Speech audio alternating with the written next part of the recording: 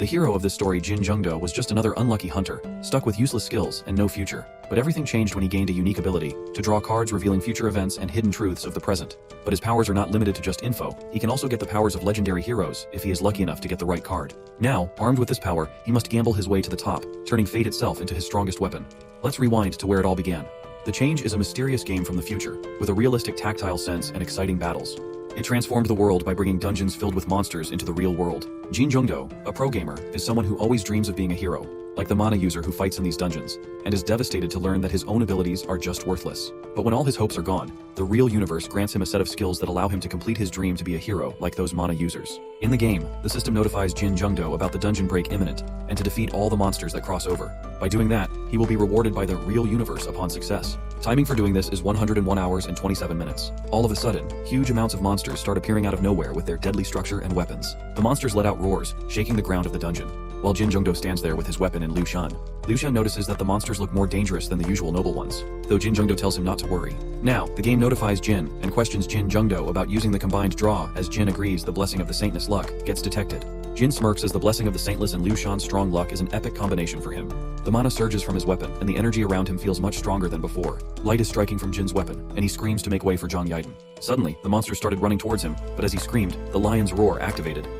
30% opponent's attack power. The system informs him for receiving aggro from all the affected opponents. By using the spinning tiger chariot strike skill with his sword, Jin slices all the monsters who come in his way in half. As Jin continues fighting, a new ally suddenly appears, Zhang Fei, Yide, a warrior of incredible strength, and Zhang Fei is at level 99. Jin uses all his skills, like sword mastery, hand-to-hand combat, enemy to all, spear mastery, mixed martial arts, etc., to kill those monsters.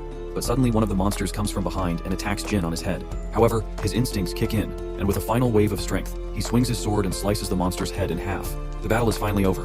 The dungeon is silent, though Jin's heavy breathing can be heard as pants after putting up a tough fight. He is hurt too because of the last monster. It hurts like hell. But he somehow achieved the victory. In this game, heroes of the past inform the future, and even hide items in this mind-blowing game of luck that could overturn all the classes. However, Jin is ready no matter how the game unfolds. Other kids are playing outdoor games, while Jin Jungdo always preferred reading comics or novels. The main characters inside those stories were his heroes. He looked up to them and dreamed of becoming like them. One day, he stumbled upon a video game and got hooked on it. He played that game almost every time, and later on he found out he had a knack for playing it. So he turned pro, got pretty good scores too, and won the title of Jin Judo forever second place. However, he couldn't become the main character no matter how hard he tried.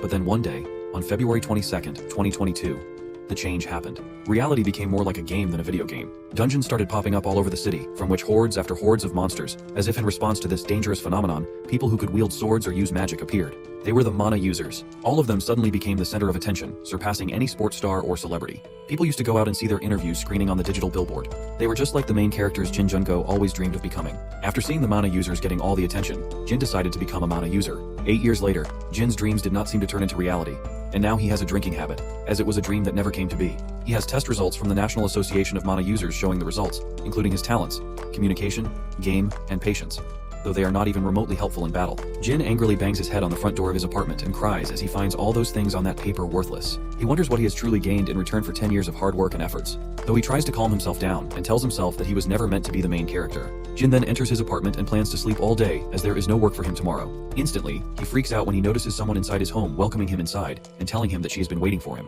Jin leaves the apartment thinking that maybe he has entered the wrong place, but suddenly realizes it is his own place and questions her who she is. She introduces herself as Winry Machina, a proxy from the universe. She elaborates that she has come to deliver a gift to him, the person who created the first miracle. Jin does not understand and questions if this is some kind of cult, and wonders if she is here because her talents suck so bad that it is a miracle. Winry assures him that it is not the case at all. As a matter of fact, he is the second person since the creation of the universe to have achieved level 3 of communication, and that is why the universe wishes to present this gift to him, and hopes that he accepts it. Winry Machina extends a firm hand toward him, and a weird kind of light or magic begins to come out from it, a glowing yellow aura. Her eyes are burning red, increasing the intensity of. As the yellow glowing aura increases, she utters the words, "Grant skill." All of a sudden, the whole apartment is consumed in smoke. Jin is very confused, wondering what just happened as the girl also disappeared.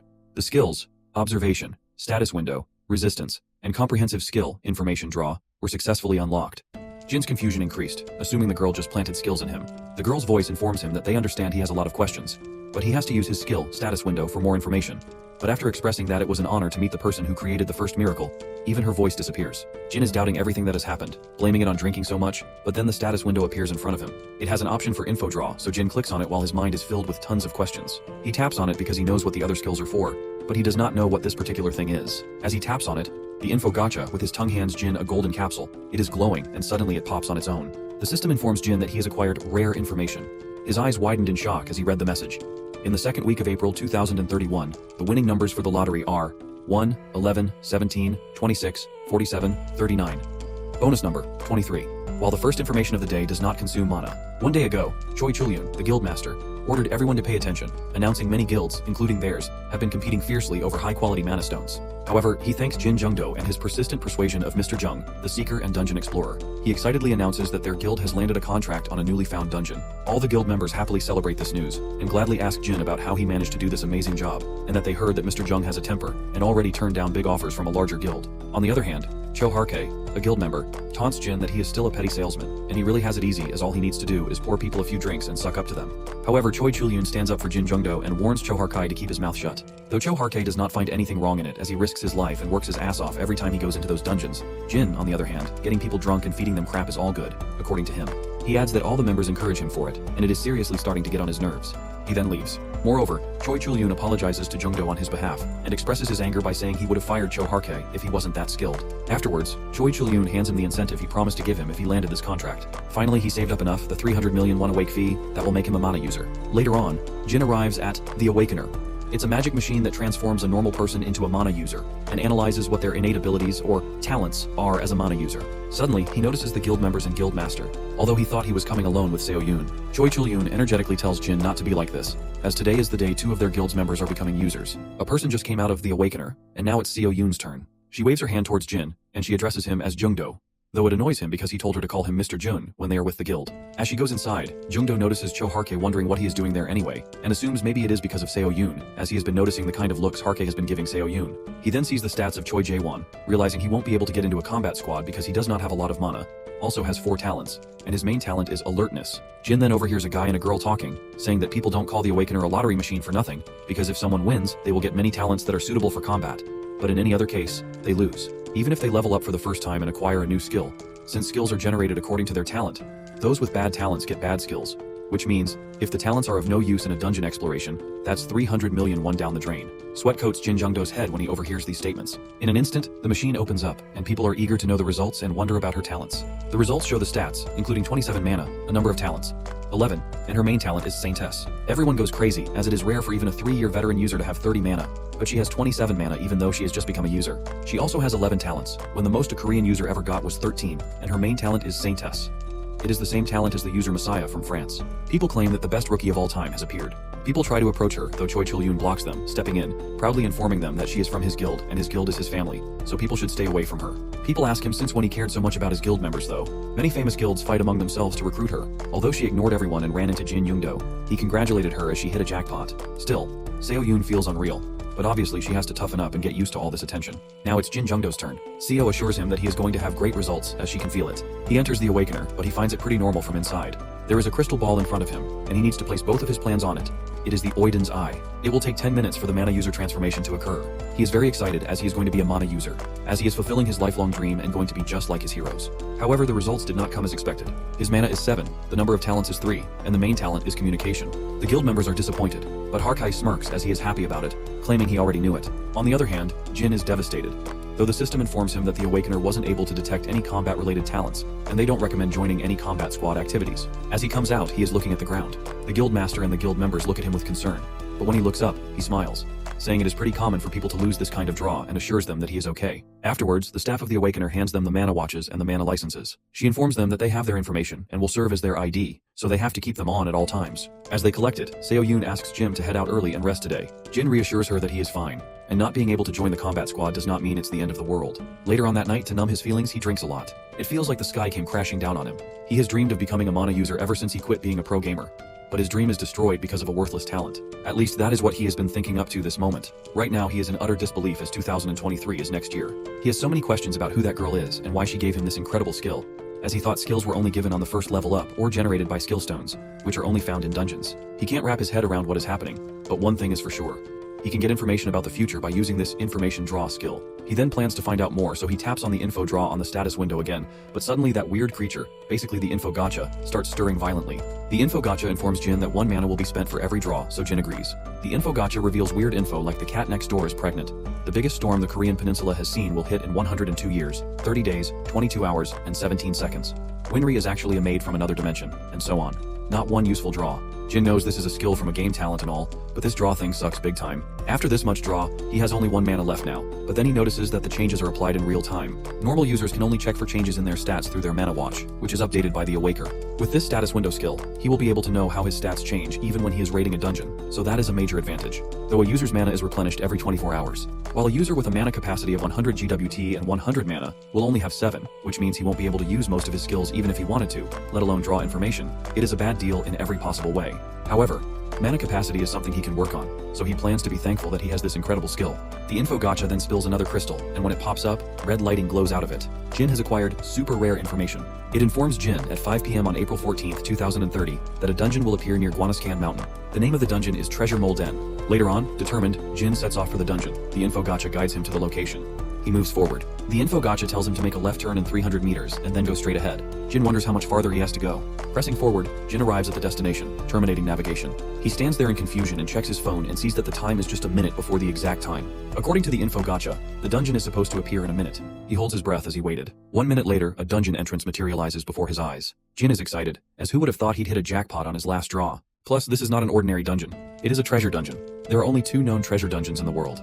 The Treasure Dragon's Den, which was found in England, and the Treasure Panda's Bamboo Forest, which was found in China. Dungeons usually disappear after they have cleared, so they aren't named at all. But there are some cases where dungeons are named and remembered after their disappearance. The first case is when these dungeons caused catastrophic damage because of a dungeon break. The second case is when a legendary item is found inside the dungeon. However, one prime example is Excalibur, which was discovered in England, or the Green Dragon Crescent Blade, which was found in China. Jin nervously gulps, knowing this is his chance to get as powerful as those used by the world's best mana users. Moreover, there are no monsters inside a treasure dungeon, but the person has to pass a test in order to get a legendary weapon. Since that is the case, he has a chance at getting a treasure too. There might be threats other than monsters, but he bets he will be able to use his observation skill to win. As he puts his hand on the dungeon's entrance, a thought crosses his mind. If a monster is in there, he will be meat dead. Though right now he is gambling on his life. But he'd be a fool to fold for a royal flush when he has quad aces. When he enters, he moves forward, but as time passes, he groans as he is there again even though he did not make a single turn. When he notices the walls, he realizes that this must be an illusion of some sort. Either that or this thing's been enchanted with a disorienting spell. While he hates to waste his mana, he uses his observation skill. Hidden information is detected. This stone wall has been enchanted with an ultimate illusion spell. Though it breaks, Jin is shocked when he realizes that he broke an ultimate illusion spell. But that is one of the highest ranking bewitchment spells out there. He can't believe he just broke it with 1 word. In contrast, he is not really happy about his stats as they are not balanced, and he needs some more mana. Though his skill is really something amazing. He then opens the door and decides to just charge forward and get over this. As he opens the door, there are a lot of people there. They are the 7 heavenly kings. They welcome Jin. They murmur to each other that it is the weakest looking challenger they have ever seen. But he also bypasses an ultimate illusion spell, so they decide to wait and see what he can do. Jin realizes they are dwarves. One of the guys, Jais, praises Jin for having very keen eyes, as he even saw through that illusion, and he found out who they were without even asking. Jin thinks within himself that it is kind of obvious as the name of this dungeon was the Treasure Mole Den, so that must have been referring to the dwarves. Jais congratulates Jin for passing the first test, and informs him that his second test is to compete with him. And if he defeats Jais, he will give him his rewards and let him out of there. He adds that Jin does not have to worry, as they will let him go even if he loses, so he does not have to get so nervous too. Jin's confusion is evident on his face because it does not make sense that he does not have to clear the dungeon to leave. Jais notices his confusion and asks the reason for the look of surprise on his face. But before Jin answers, he informs him that the 4 others have already failed the test and left before Jin came and questions him if the word about them has spread in his world already. Jin nervously reveals that he does not think so, at least as far as he knows. Jais thinks that it appears as if those people kept the existence of this dungeon a secret and calls them a bunch of selfish imbeciles. However, Jin asks him if by compete with him, he means sparring like in boxing. All the dwarves burst into laughter, knowing that Jin does not know what he is talking about. They make fun of him, mocking humans for being barbaric, and ask if his people still settle matters with fighting. They mock him, passing comments like his race still needs some evolution to do. On the other hand, Jai stands there very calm and composed and asks Jin to come with him. As they move forward, Jais mentions that the one that came before Jin actually charged at him with his sword, so Jais roughed him up a little, and that got him to behave. He asks Jin if trying to stick a sword into a stranger's heart is the way humans greet people. He even calls humans savages. Jin is annoyed and irritated and wonders who they are calling savages. Though Jais revealed that he sparred with them like they wanted, no one could take more than 1 blow. Jin no Diaz, thinking within himself that he is a mere savage with only 7 mana. Jais continues that this is the reason they have decided to compete with their rules, and he believes that would be better for him as well. Jin questions him that if they believe humans are so uncivilized, why bother bringing them here? Jais scoffed, confessing that they don't really want to, but it is not up to them, and that he regrets swearing that Gaius. Jin wonders who Gaius is and guesses that maybe he is referring to the Gaius, a sacred pact that grants great power but limits someone's actions, from Celtic mythology. Jin is aware that if someone violates a Gaius, it becomes a dreadful curse that may even kill them. His attention then shifts to the dwarf when he asks him to get in. As he enters, Jais tells him to take a look and informs him that this is the masterpiece that they, the 7 Grandmasters, have invented. A television and a video game console. Jin is shocked. Jais scoffs, asking what is wrong and if this technology is too advanced for him. He then informs him that this is how they are going to compete, and he then asks him to take a seat while it loads. In Jin's thoughts, he thinks that he used to be a professional gamer, but the chances of him winning in a game he has never played before are still too low.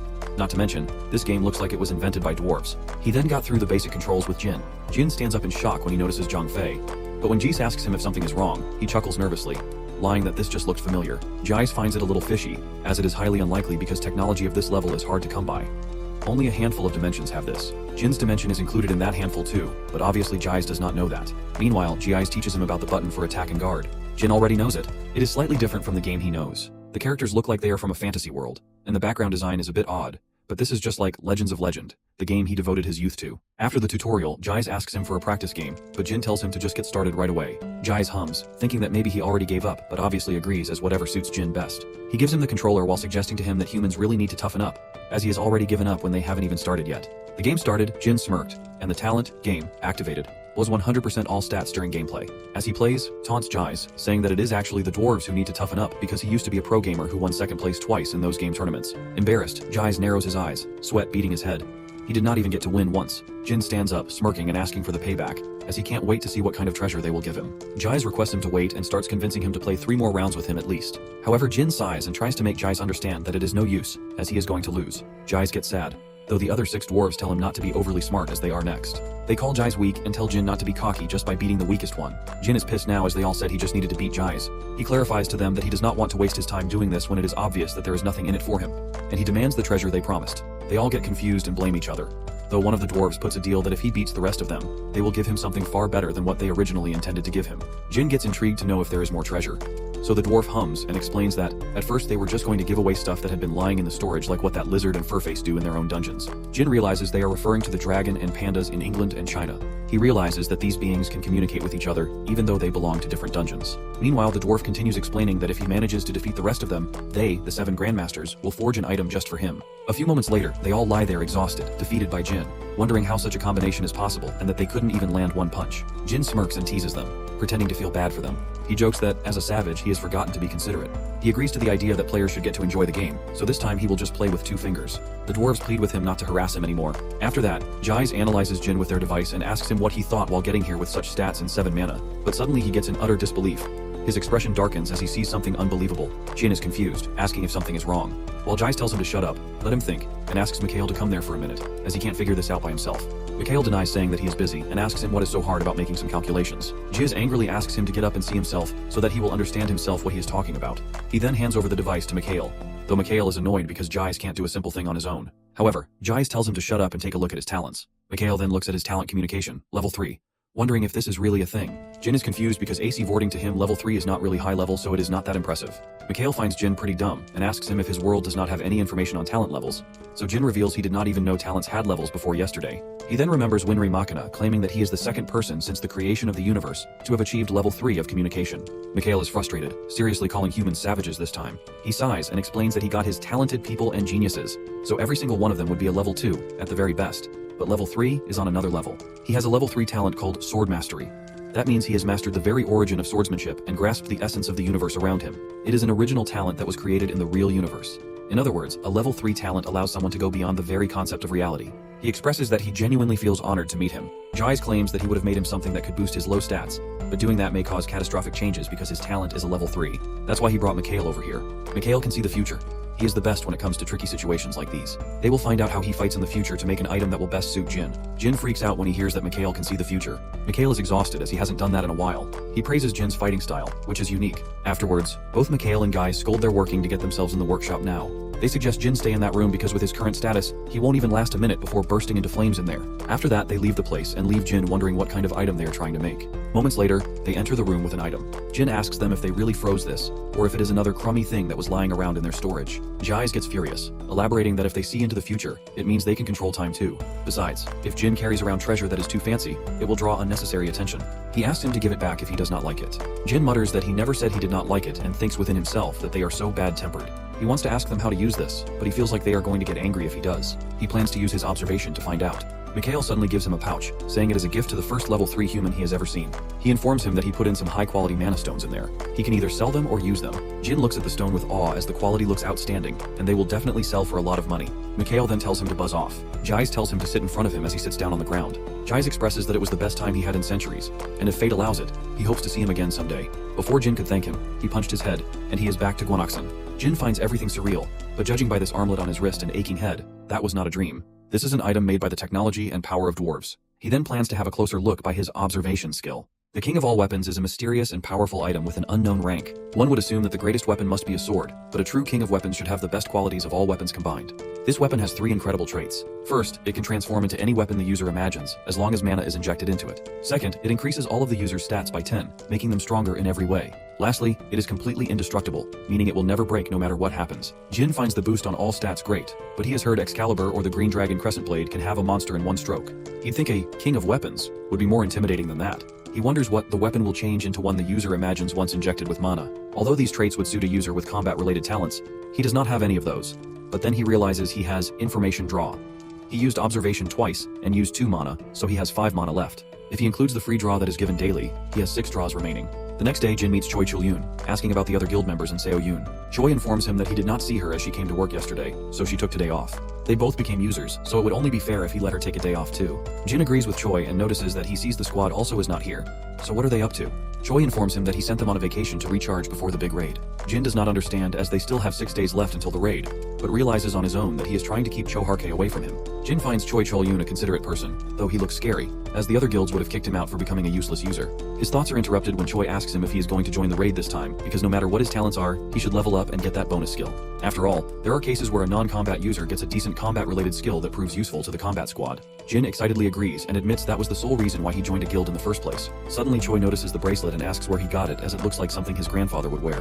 Jin confusingly laughs and lies that someone gave it to him as a gift. No one would ever imagine that he went and cleared a treasure dungeon. Jin hopes this raid will be a good opportunity to test out the king of all weapons. Mr. Choi asks Cho Hakre what time it is, but he can't help. So, the boss commands Jin Jungdo to double-check the information Jung has provided with the analyzer, a magic tool that provides a brief analysis of a dungeon. Jin Jungdo completes the analysis. It's a D-rank examination dungeon with a party size limit of 10, matching the seeker's information. They are a little late, so the leader starts the briefing. He instructs them that, as Jin Jungdo has mentioned, it is a D-rank dungeon, so their main goal is to procure mana stones. He also commands Mr. Jin and Miss Yoon to land the finishing blows since they need to level up as soon as possible. The leader tells Jin Jungdo that his talents aren't as lame as his own. He would stay home if he felt so ashamed of himself. Jin Jungdo retorts that at least he isn't irresponsible like someone who is late to a raid because he can't hold it in. Yoon assumes that Jin Jungdo is trying to get a bonus skill for his first level up, and bets that he won't get anything useful. Jungdo dares him to wait and see. Their instructor explains that their squad includes Cho Hakre, Kim Taesik, Lee Jin-soo, Jung Yuna, Yoon So-yoon, and Jin Jungdo.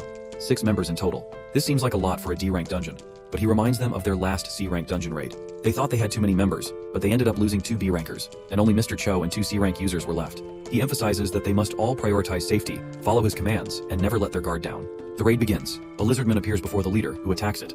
The other members think he might be a prick, but they have to admit, that is what an A-rank user is like. Their leader tells Seo-yoon to finish off the lizardman as it is barely alive. He puts Jin Jungdo in charge of gathering and carrying the mana stones, ensuring that not a single one is missed. Seo-yoon interrupts, suggesting that she should take this duty as the youngest guild member, but he refuses. He explains that positioning doesn't matter. The moment they enter a dungeon, they are all equal members of the combat squad. Jin Jungdo agrees that he will make sure to get all the stones. The leader commands them to keep moving at that pace and not fall behind. Seo-yoon is angry because she has taken the first and second final blows, so Jin Jungdo should take the third and fourth, as that is fair. Their leader clarifies that Seo-yoon is misunderstanding. Things don't have to be fair. He mentions that they have the best rookies Korea has seen, with capacities of 27 and 11 talents respectively, while Jin Jungdo is a sad loser, with only 7 manas and 3 talents. He thinks it is obvious which side deserves support for the guild's future. Seo-yoon is angry, saying Mr. Choi would never think that way, but their leader reminds her that he knows that. Mr. Choi wouldn't think that way, but he is the one making the decisions during the raid, and Mr. Choi has made it clear to follow the leader's commands. The other members discuss how they are sick of the leader, as he doesn't move in formation and doesn't teach the newcomers. One of them decides to file an official complaint against him after the raid. Jin Jungdo already knows the leader is a douchebag, but if he has tremendous respect for Mr. Choi and probably knows they are going to file a complaint after the raid, why is he acting this way? Why is he scheming? He has gotten at least a tenth of the kills Seo-yoon has, but he isn't sure if he should be happy about that or not. Then they enter the boss room. One of the members remarks that the place is called the boss room for a reason. A monster is there, but Cho Hakre quickly defeats it. The other members are worried, thinking they are going to be in trouble. One of them worries about a fight breaking out and suggests giving the boss to Mr. Jin since Seo-yoon has taken all the experience points up to that point. He reminds Cho Hakre that they are there to help them level up. but Seo-yoon got all the experience while Mr. Jin deserves it. Cho Hakre threatens them all, saying they aren't going back, and attacks one of them. Cho Hakre pierces his sword through Kim Taesik's body. Taesik slumps to the floor. His lifeless son in his arm Miss Young Yuna gasps in shock. Lee Jinsu curses Hakre, calling him crazy. Suddenly Hakre leaps towards them, slashing both of their bodies with his dual swords. Blood drips from his swords. Jungdo shields Seo-yoon, protecting her from Hakre. Hakre observes their reaction nonchalantly. He finds it odd that no one is screaming. People usually break down and cry when they see something like this, he adds. Jungdo finally speaks, demanding to know what Hakre is doing, calling him a lunatic. Mana erupts from the dead bodies. Hakre absorbs it all, exclaiming in joy that it's coming to him. He laughs maniacally, saying it feels so good. Jungdo watches confused. He uses his observation skill and sees that Cho Hakre's skills include corpse plundering. Jungdo grows nervous and angry. He calls Hakre a murder villain, accusing him of killing the 2 missing users from the raid. Hakre confirms it, telling Jungdo he's right but too late. Jungdo will never leave alive, he declares. He admits he hadn't planned to enact his scheme so soon, but seeing Seo-yoon become a user was the last straw. Hakre's eyes burn devilishly. He smiles maniacally, explaining that Seo-yoon has incredible talent. He believes he'll become even stronger if he kills her and absorbs her energy. Jungdo and Seo-yoon listen, scared and anxious. Hakre reveals he's waited for this moment, nearly going insane from holding back. Raising his sword, he tells Jungdo he has nothing personal against him. It was all an act to make Jungdo and the others believe he was just a prick, so he could scheme in peace. Hakre lunges at Jungdo, his sword aimed at him. He tells Jungdo he'll apologize for his behavior with a clean death. Jungdo instantly summons a sword from his bracelet, blocking Hakre's attack.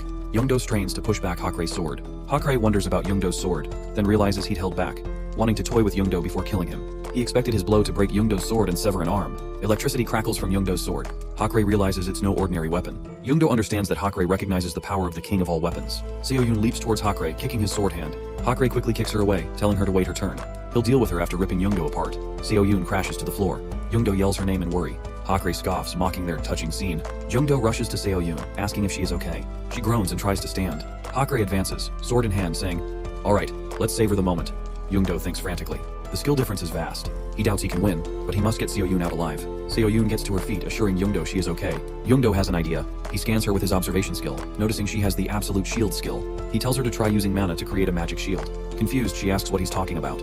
He promises to explain later and urges her to hurry. Seo-yoon imagines a shield, raising her hands to her chest. A shield appears. Jungdo is surprised. Hakre notices the shield, wondering what it is. He asks Seo-yoon, surprised that a rookie who's never been in a raid can use this ability. Laughing, he attacks the shield. Seo-yoon struggles to maintain it. As he unleashes a mana attack, he says it's getting interesting. He'll have to get serious. Jungdo yells at Seo-yoon to hang in there. He turns to the boss, telling her to hold on a little longer. They'll escape once he kills the boss. Hakre, hearing this, wonders if that's Jungdo's plan. Angrily, he strikes the shield, shattering it. Seo-yoon falls to the ground. Jungdo raises his hand, killing the boss and piercing its body with his sword. Jungdo looks around, confused. Nothing changes. Hakre laughs mockingly. He admits it was a smart move, trying to end the raid by killing the boss. However, he points out that Jungdo won't be immediately teleported out. Teleportation takes 10 to 30 minutes. He laughs, asking if anyone told Jungdo that. Jungdo, still on the boss's neck, sword embedded, says something Hakre can't hear. Hakre asks mockingly if Jungdo is too shocked to speak. Jungdo curses him and triggers him. Guess again. Hakre's eyes widen. Jungdo looks at his status window. He leveled up to level 2 and gained a new skill, Draw of Fate. He smiles, saying this level up was his objective. The status window asks if he wants to draw, since the first use of Draw of Fate costs no mana. Jungdo chooses yes. The prompt disappears. A bright light surrounds Jungdo. A glowing card appears. Jungdo takes it, confidently saying the tables have turned. Jin Jungdo summons his physical force. Hakre's eyes widened, shocked. He wonders if Jungdo just created physical force with mana alone. Fear grips him. He must kill Jungdo before he tries anything. Hakre rushes forward. Jungdo attacks with his powerful weapon, surprising Hakre. Jungdo himself is shocked by the weapon's true strength. The double crescent halberd. His status window shows his summoned ally is Lu Bu, the Chinese warrior. Jungdo finds it strange. He's never held a spear, yet he instinctively knows the perfect thrusting angle, the correct grip, the ideal swing speed. He swings it swiftly, his body understanding everything. He realizes this is the Draw of Fate's power. Hakre laughs, mocking Jungdo. He claims this changes nothing. Jungdo is a beginner. He can't overcome the level and talent difference. So, he yells, but Jungdo remains sort of unbothered. He summons his powers. A thunderstorm appears. Hakre yells, warning him not to kid himself. He's not intimidated. Hakre uses his pinpoint thrust, confident he'll kill Jungdo. Even S-rank users can't dodge this move, he believes. But at the last moment, Jungdo swings his halberd, blocking the thrust and slicing Hakre's head in two. Jungdo curses him to rot in hell. He's in disbelief. He defeated Cho Hakre. Does this mean he's S-rank but does not know it? He easily defeated an A-rank user. Perhaps he has limitations, but his skills are definitely S-rank. Only 9 users in the world possess such high-ranking abilities. He wants to learn more about Draw of Fate, but first he must check on Seo-yoon. He goes to her and tries to wake her. She does not look well. Just as Jungdo wonders when they'll be teleported out, Lu Bu speaks. He affirms Seo-yoon shows early signs of chi paralysis. Overusing her chi took a toll. Jungdo jumps back, startled, and asks who he is. Lu Bu replies that he summoned him, so why is he so surprised? Jungdo realizes he's talking to the legendary Lu Bu. Lu Bu suggests he call him Fengxian. He advises Jungdo to take care of the young woman first, and it is nothing serious, just overuse of chi. He suggests injecting chi into her Mingmen point. Jungdo remembers realizers referring to mana as chi in meetings. As Jungdo injects chi, Soyun wakes. Fengxian asserts it worked and she will be fine with rest. Jungdo thanks him for saving them. Fengxian adds he should be thanking Jungdo for freeing him from that boring place. His time is up. There's a limit to how long he can stay. It was short, but he enjoyed it. He hopes Jungdo will summon him again. Jungdo says he'd love to, but he needs to draw the right card. Fengxian believes they'll meet soon and vanishes. Jungdo sighs. He wishes he'd been faster. A notification appears. He successfully summoned a supreme being and gained some of its abilities, rewards, and unlocked skills. Back outside, Mr. Choi wonders what's taking so long. The dungeon appears cleared. Jungdo emerges carrying Seoyun. A worker asks about the other players, concerned if the dungeon is cleared. Mr. Choi snaps, telling him to get a stretcher. They have a patient. Workers take Seoyun to the hospital. Mr. Choi asks Jungdo if he's okay. Jungdo replies he's fine, but he has something to report. Jungdo informs Mr. Choi that Cho Hakre was a murder villain. He hands over the dungeon camera footage Yuna carried. Mr. Choi watches, his anger rising. He blames himself for bringing Hakre into the raid just because he was A rank. Jungdo says Hakre deceived everyone. He suggests Mr. Choi not be so hard on himself.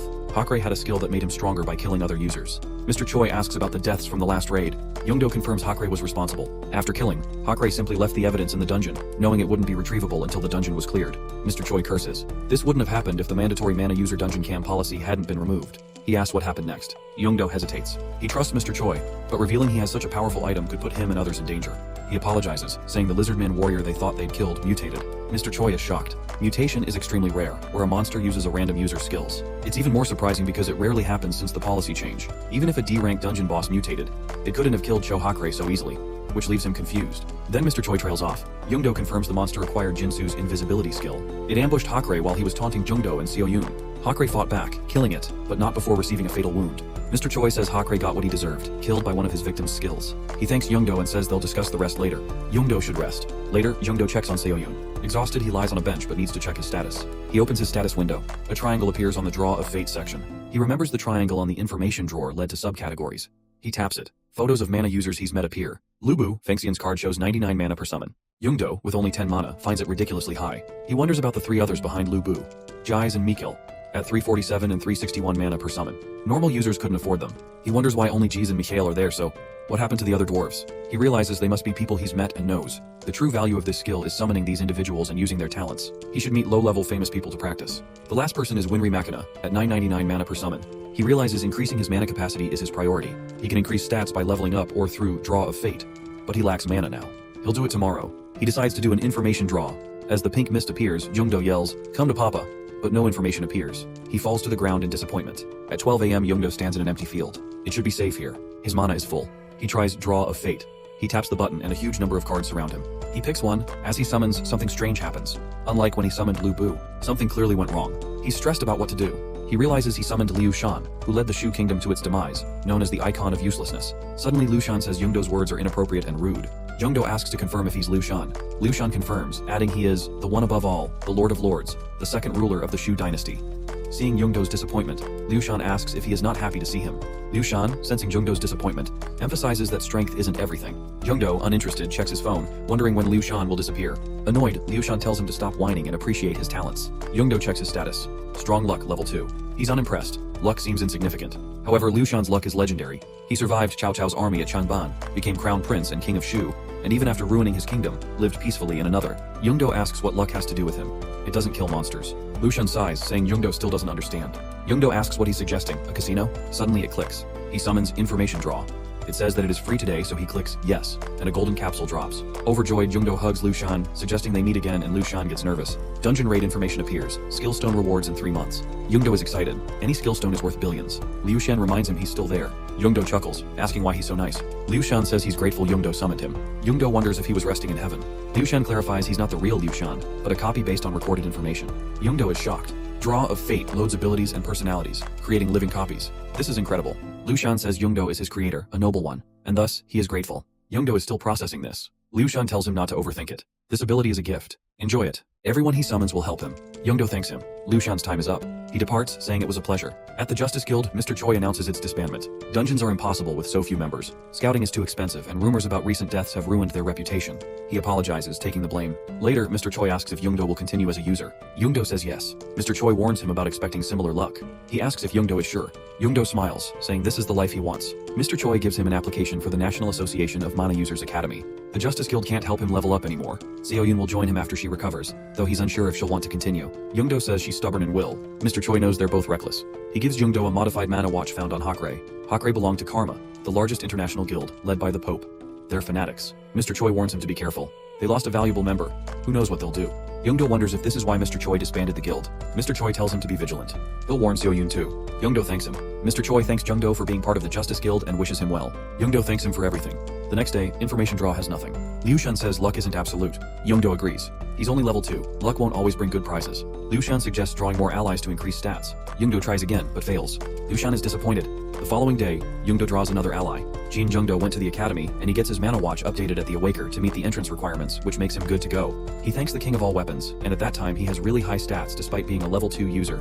And according to him, it is due to the golden card he drew from the Draw of Fate. At that time, the most recent ally was Bradamante, who was one of Charlemagne's 12 paladins. Suddenly, someone came in front of Jin Jungdo and asked him if he was the one who summoned her. He did not recognize her, and he did not know her until she told him about herself. She introduces herself as Seo-yoon, and makes Jin Jungdo remember the time when she always ran to get the best seats at the game competition he competes in back when he was a professional gamer. And he remembers that time, and he wants them to leave then, but she stops him. Which makes Jin Jungdo stressed out as he thinks she must have noticed that he knew her what her skill is before she updates her mana watch and she might be suspicious of him. He is thinking, what is he going to tell her then? But all she wants to do is to remove the rice grain on his shirt, and then they are good to go. Jin Jungdo thinks that maybe Seo-yoon has realized that he is hiding something from her, and is pretending that she does not find out anything, which makes him realize that sometimes she feels more mature than him. At the National Association of Mana User Academy, or the NAMU Academy, there is a rule that before user can enter the dungeon, they must go through a month of mandatory training, and the users who belong to a guild can get their training at their guilds, and those who are not affiliated with a guild are going to taught by the government, authorized academy. But there are a lot of users who prefer to be trained in guilds, where one-on-one lessons are available, instead of the academy where students are taught together in large groups. And there is another reason why users don't like the academy, is because of the entrance exam. Jin Jungdo did not think that there were going to be that many people at the academy, and according to Seo-yoon, the test is about to start. The instructor, Kim Sung-tae, who has a user rank B, announces that they are going to begin the exam and instructs them all to hit the punching bag beside him as hard as they can, and anything over 30 points is going to be considered as a pass, and calls out Mr. Choi Jae-won to come forward and begin his examination. Mr. Choi felt that this 30 points is a piece of cake for him, and he is going to pass the test in a heartbeat. He punches as hard as he could, but unfortunately the score is 27, which makes him disqualified from the test. He shouts in anger that there must be a fault in the machine, or maybe it is broken, and asks the instructor to give him another chance. The instructor punches the bag, and gets a score of 88 points, and tells Mr. Choi that the machine is completely fine, and it's clear that he is disqualified, and he commands the following applicants to come forward for their turns. The second guy comes, gets 10 points and is disqualified, followed by another one who gets 25 points yet disqualified too. The next one gets a score of 30 points and is passed. Then, it is Seo-yoon's turn. She punches so hard and scores 67 points and is considered a pass. The instructor, after seeing Seo-yoon abilities, thinks that she can get into any guild she wants, so why did she come there? Jin Jungdo congratulates her and she expects that he is going to do even better than her. And then the instructor calls out, Mr. Jin Jungdo, and until then only 30% of the applicants were able to pass, and he is confused as he is not sure that he is going to make up for that with his stupid talents and skills. He is told to punch whenever he is ready, and he has a secret weapon which gives him an extra 10-point stat boost. Jin Jungdo punches and scores 91 points, which made every student shocked as that score is only 6 points lower than the highest score in the academy's history. The instructor claims him a pass. Seo-yoon is quite upset as she knows he is hiding something from her. Jin Jungdo, after seeing all the students shocked by his performance, thinks that he ended up drawing too much attention. 1 month later, all 3 of the mans kept asking Mr. Cho as they offers they will pay him whatever price he wants, and all he have to do is to tell them where the Saintess is. But he has already told them that she is on vacations as she hurt herself in a raid.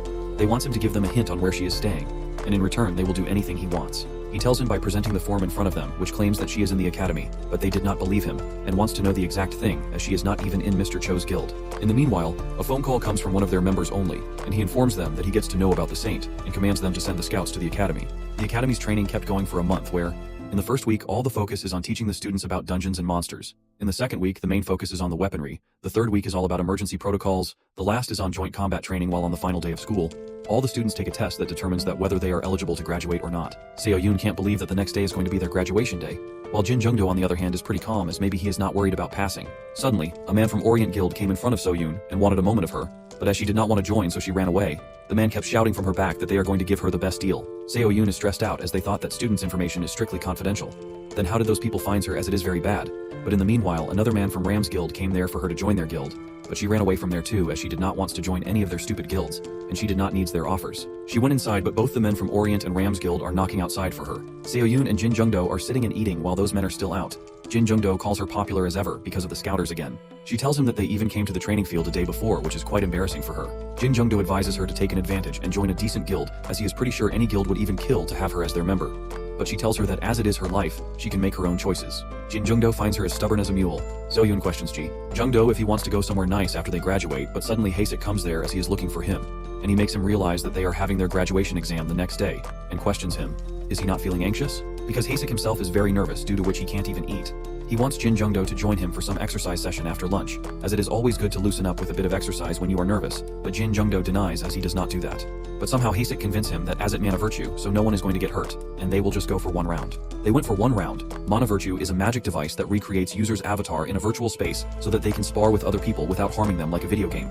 But the problem is that it's a game according to Jin Jungdo, as it's going to activate his game talent, which doubles his stats, and if he get used to using doubled stats in a game, so he is going to lose touch with his actual abilities in the real world, so he decides not to use that talent as much as possible. The game is only triggered when the game he plays is on a machine, which is a bit of shame for him. Hasek feels that there is no one who's strong enough to be his sparring partner. Seoyun dares him to spar with her, but he reminds her that she refuses him before to do so. Then why is she doing it then? Something's getting on her nerves and suddenly attacks Hasek. Hasek questions her, is she trying to attack her? But she reminds him that they are in mana virtual, so how could she kill her? Hasek wants her not to cause any physical harm, and wants to play rough and threatens her not to blame him afterwards if it gets serious. She keeps fighting against him with full power, which makes Hasek think that she is a saint. Jin Jungdo enters the game and watches that Seoyun is landing some solid blooms, but Hasek on the other hand is playing like a champion too. In the meanwhile, their instructor Kim Sang-tae is having a look on them while they are playing the game, and he is thinking, how are they going to perform the next day? And especially she wants to see Jin Jungdo's performance, as he left a strong first impression on her. It's been 3 years since she saw a monster rookie who scores 90 points as he has 13 talents. That is the most anyone had in Korea. And after turning down the countless offers from famous guild, he enters the academy, and after he graduates, he became the 9th SS rank user in the world, and Jin Jungdo's score is only 5 points lesser than him, and there were less applicants then. So the average passing score has been set higher in order to get as many students as possible, which makes her wonder how did Jin Jungdo would have score if he has used the older machine. The exam day is there, and the final test at the academy is clearing an E-rank dungeon by oneself, and once they pass the exam, they are going to be formally acknowledged as mana users who can raid dungeons, and also a B-rank instructor is going to accompany them for their safety, but they are instructed to never let their guard down in the dungeon. Seoyun is stressing out, but Jin Jungdo motivates her by patting on her shoulder and wishes her to be safe, and he is going to see her when she gets back, and it's just an E-rank dungeon, and he is pretty sure that Seoyun can do that. She thanks him and moves. Jin Jungdo hopes that Seoyun is going to be all good, so Hasek reminds him of the time she beat him and tells him not to worry about it. Seoyun cleared the dungeon, and it went well. Hasek wants her to see Jin Jungdo getting worried for her, and then it is time for Team B, which is Hasek and Jin Jungdo to get in their positions. Seoyun requests him to take care of himself. Jin Jungdo pats on her head and tells her then he is going to be back soon. An analysis is made that it is an E-rank dungeon, and the party size limit is 10 users, so their instructor is going with Team B. They go inside, the instructor takes out a diary and notes down the reaction, which are all under 1 second, and gives additional points for Jin Jungdo, because he is the quickest. Jin Jungdo tells all of them that the dungeon entrance is all clear, so they are going to follow the manual and move in battle information, since that is an examination dungeon. Ms. Kim Sang-tae feels that it is a shame that such a patient and skilled student as Jin Jungdo is not given better talents by the Awaker, as his stats are higher than other students, and if he has the right talents, he might have qualified for an S-ranker, or maybe even higher. They are fighting against the hunk, but as it is very strong, they are unable to compete with it. Jin Jungdo felt sorry as he made a mistake, but it is fine with Hasek, because the hunk is much stronger than it looked, and even Mr. Kang is clearly capable of blocking a charging E-rank orc, and he may have to intervene if things get dangerous, and they came. The archers are instructed to get ready and fire. Hasek is asked to block the bottom, and they are able to defeat that too. Meanwhile, outside the dungeon, one of the men have something in his hand. His sir steals that from his hand, and have to look at that, which made him angry. He asks him which lousy seeker did he went for that dungeon. But he tells him that he was introduced by another guild, and after so much forcing he tells him that the guild is Karma. He felt sorry for his sir, as he did not know where else he could find a decent dungeon. Their sir informs them all that he believes there is some dungeon scam, as he has heard that there are some seekers who have a special kind of mana that can be used to manipulate dungeon analysis reports, but he never thought that they will fall victim to one. Inside the dungeon, the only thing left is the boss room, and they all target to get over that. But something does not feel right to Jin Jungdo, as even the Lizard Man boss room did not feel that ominous, and that is a D-rank dungeon. The door opened, they went inside and the boss was standing in front of them. Everyone panics as if it is an emergency. Their instructor announces that their test is postponed at that moment, as that dungeon is not an E-rank examination dungeon, but it's an A-rank boss dungeon. As the portal for the illegal dungeon is sealed by the National Association of Mana Users, Seoyun asks the person who caught the offender where he is. He replies to her that he's currently unconscious because he knocked him out. Hearing their conversation, the officer looking over the sealed portal assures them that the culprit will be incarcerated as soon as he wakes up. Then she moves up to her coworker and asks if they have any information regarding Karma Guild, to which he replies that they said they were unable to locate the seeker, and also added that it was just an unfortunate accident. Seo Sang-gi, the User Association's management leader, states that they should have never let those lunatics form a guild in the first place.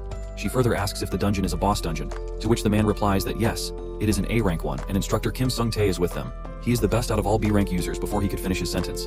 Sang-gi angrily interrupts him, saying that he must be joking. She hurriedly informs them that this is a boss dungeon, not an extermination type. And on top of that, the booze monster is of an A-rank dungeon. The boss is at least as vicious as the boss of an S-rank extermination dungeon, and a B rank will never be able to defeat it. Seo-yoon goes up to her and asks with tears in her eyes if it is impossible to save the people who are trapped inside. Sang-hee hesitantly tells her that unfortunately it is the case because when a dungeon raid is in progress, other users cannot enter the dungeon unless everyone in the party has been killed. And all they can do right now is avenge them after their untimely death. Inside the dungeon, the final boss raises his weapon to attack a student who trembles in fear. Just then Sang-tae uses a mesmerizing entangle to stop the boss, and the tangles start emerging from the ground as they tightly hold the boss. Sang-tae orders everyone, and informs that he will be their party leader from this point forward as he tries to fight the monster. He tells them to stay focused and do exactly what he alleges. The students also get worried, as Sang-tae continues instructing them that they need to land as many critical blows as possible while he is holding on to the boss monster. Students look at the uncontrollable monster and shake in worry, as one student bursts into tears yelling that she can't fight a monster like this. Just then, the boss monster tears the entangles Sang-tae had forced upon him. As he thinks that the monster is already setting himself free, he tries once again as the boss monster lets out a low growl, and Sang-tae brings forward that at this rate they will all die down here. Just as the boss monster attacks Sang-tae, Jungdo unsheathes his special weapon and attacks the boss. He fights the boss alone with his sword, as everyone lets out audible gasps, shocked at the scenes. 10 minutes ago when they faced the A-rank boss monster and Sang-tae tried to hold it, Jungdo thought that he couldn't afford to hide his ability in a situation like this, and that he needed more luck than ever right now. He hurriedly summoned an ally, Liu Shan. As he greets him saying that it has been a while since he last saw him but got cut after watching the boss monster, he lets out a scream saying, "What is that hideous monster?" Jungdo hurriedly informs him that he has no time to explain anything and he has faith in Liu Shan, with a determined look on his face, to which Liu Shan stops him waving his hands around that why would Jungdo has any faith in him for a battle, saying that he is not even a warrior. Listening to him, Jungdo abruptly opens the Draw of Fate, and thinks if he was able to use Information Draw, with Liu Shan by his side, that probably means that he can use the Draw of Fate as well. He watches as a notification appears with a ding that shows that the 10th Draw of Fate draws a hero of a rare rank or above. Liu Shan laughs and states that it looks like he will have to thank him later as he chose a diamond card from the draw. Jungdo exclaims in excitement that it's a diamond card. Jungdo crashes the boss monster, as Sang-tae asks him with a shock what on earth is happening right now, to which Jungdo meekly replies that he just got lucky, that's all. Jegdo looks back at the ally he summoned, Siegfried of level 99. He snickers and thinks that the mighty hero from Germanic mythology is here, and who would have thought he would summon the dragon slayer who defeated Fafnir the evil dragon. The boss monster stomps his feet on the ground, and as he blocks Jungdo's attack, he opens his mouth in shock, thinking if the monster blocked his attacks for real. He activates observation and thinks that Cho Hakure, who was an A-rank user, also couldn't defend himself against his attacks. Then what level is that boss monster on? He observes its level, which shows that the monster is an Orc Lord, or level 82. Jungdo eyes widened in shock that this monster is on level 82. He thinks that it's a high level among S-rank monsters. Just then the monster runs towards him as Siegfried alerts him about it. The monster raises its weapon to end Jungdo right on the spot, but Jungdo dodges that attack with great skill. But the monster raises its weapon again to attack him, and Jungdo wields his sword also moves toward the filthy A-rank boss monster, and uses all of his might to attack him. Jungdo attacks the boss monster with his sword, and the boss monster is surprised by the strength of his attack. Jungdo grits his teeth, his sword clashing with the monster's weapon. He mocks the monster by sarcastically asking him if he is an S-rank monster. Jungdo hits the S-rank monster again and asks the boss monster how long he can last up against his SS-Rank abilities. The gigantic green-colored boss monster lifts his axe with a roar and attacks Jungdo. He dodges and attacks, slashing the monster. The monster finally lets out a roar as he runs towards Jungdo, but Jungdo again uses his sword to block his attacks. Jungdo laughs at the monster's face as he mocks him, asking if this is everything he got, angering the boss even more. The battle continues as each attack and block the coming blows, leaving their audience in a state of shock and worry. Jungdo finally raises his sword and passes a smile at the monster, stating that it's over, and calls him a big guy, and runs toward the monster with a raised sword and stabs it right in his stomach as it falls down with an ear-piercing screech. Siegfried appears again as he congratulates Jungdo, saying that he did a good job at defeating the enemy. He replies that it's thanks to him anyway. Haishik and other students come running to him and thank him, saying that if it weren't for Kim Sang-tae and him, they all would be dead by that monster. Jungdo waves his hand as he implies that there is no need to thank him, and he is just glad that everyone is alright. Haishik exclaims that his attacks were incredible. Sang-tae approaches him and informs him that he has many questions to ask him, but he believes they will have to finish what they came here for first. He smiles at him as he replies that he will gladly provide the answer. Just then he feels a sudden presence of the monster's hand from his behind. Haishik pushes him and telling him to look out as he comes in direct contact with the monster's hand as it slashes Haishik's arm, and he lets out a yell of pain and gets pushed by the monster. The boss monster stands up with red rays coming out of his eyes and its head. Haishik crashes into the pillar with a thud. Jungdo looks at the monster as he curses the damn thing and raises his sword to attack him again, but the monster blocks his attacks. Jungdo thinks that why is it happening now as his attacks go useless against the beast. He asks Sang-tae if it's common among Orc Lords to have this skill, to which Sang-tae replies that not at all, and Orc Lords usually engage in hand-to-hand combat while using their war cries to confuse the enemy. And as far as he knows, this isn't how an Orc Lord fights at all. Sang-tae realizes something as he starts saying that he does have a theory, and this may be a rare case where a monster learns to use a new skill when it is close to its death. In other words, that Orc Lord has mutated. Just then, the Orc Lord lets out a roar, throwing many small rocks at the students. Suddenly, a student informs him that he can't move, to which Kim Sang-tae tells him that this is an Orc Lord's war cry.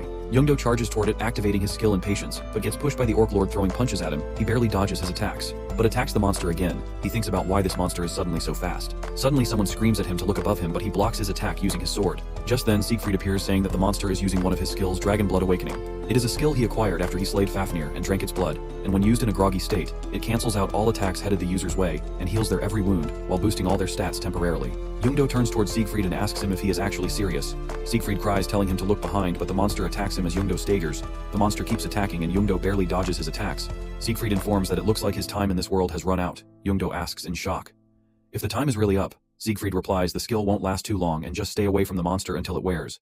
And before finishing his sentence, he vanishes. And suddenly Jungdo's sword gets too heavy to lift by him alone. The monster looks at him and grins. Jungdo gets scared and thinks that it looks like the monster noticed that he has become weaker. He looks behind him where everyone is still in their place. He thinks that the others can't even move right now, and he can't even use the Raw of Fate because he does not have any more mana. He looks at the monster with a shocked look on his face and a sword. Too heavy for him as he thinks that what can he do in this situation. The monster raises his hand as Jungdo just stares at him, thinking if it's really the end for him. He remembers that after all, he has been through to finally become a mana user. He thinks of Seo-yoon's teary face, and thinks that he even promised Seo-yoon that he would be back, and dejectedly indicates that he does not want to die like this. The boss monster in front of him visually fumes with anger, his teeth bared. Jungdo tightens his hold on his sword and clenches it tightly. He shouts in decline that he refuses to die like this. He stomps his feet and shouts at the monster, calling orc, and swings his sword with all of his strength, slashing the orc's hand off his arm. He screams loudly at the monster that it will never get him. The orc laughs at Jungdo's hopeful effort. At Jungdo's strong attack, a notification window pops up saying that the king of all weapons has successfully reproduced an ancient weapon. Another one speaks that he can now use all the abilities of the ancient weapon, Balmung the Demon Slayer. Another notification window shows that Dragon Blood is detected in the opponent, and that 1000% to user stats when facing opponents with Dragon Blood. Jungdo's eyes blaze with a neon glow as he lifts his sword with a scream and slashes the boss monster's body in half. Jungdo is relieved and finally lets out a sigh of relief with the orc's corpse beside his feet. The status window shows him the rewards, which are +3 mana and +5 strength. Jungdo looks at the monster's carcass and asks himself if it's really over now. He looks at his disappearing weapon, and guesses that the weapon was not called King of all weapons for nothing. He further asserts that who would have known that it could restore the traits of a weapon as well as its form. He thinks about the dwarves and thanks them gratefully. A notification pops up saying that he has succeeded in summoning a supreme being, and that he has acquired a part of the being's abilities. His status window shows that the skill Dragon Blood Awakening is unlocked. Jungdo is pleasantly surprised to see that, and notes that he unlocked another skill after Green Dragon steps. He knows that a golden card only offers stat boosts, but diamond cards offer skills as a reward. He thinks about the boss monster using the Dragon Blood Awakening skill, and affirms that it is really a perfect skill, and it is like he has an extra life now. Jungdo adds cheerfully, if they should clean up now. He looks towards his team members to see that they're all staring at him without uttering a word. He meekly asks why is everybody so intense, and then Haishik comes limping at him. Jungdo hurriedly tells him that thank God he is okay. Haishik nervously asks him if he is going to kill everyone now. Jungdo looks at him and replies, why would he do it? To which Haishik informs that he must be one of those rogue high-level users who kills everyone who witnessed their skills to keep a low profile. Jungdo yells what the hell is he talking about, and what kind of lunatic he thinks he is, and who would kill innocent people like that. After hearing this, the students all look relieved. He tells him that he is no rogue high-level user either, and they all saw that he was a level 2 when they came in here. Sangtae articulates that doesn't explain why he is so strong. Haishik asks him again how come he is so strong. Sangtae nervously thinks about how could Haishik just ask for a user's personal information like that.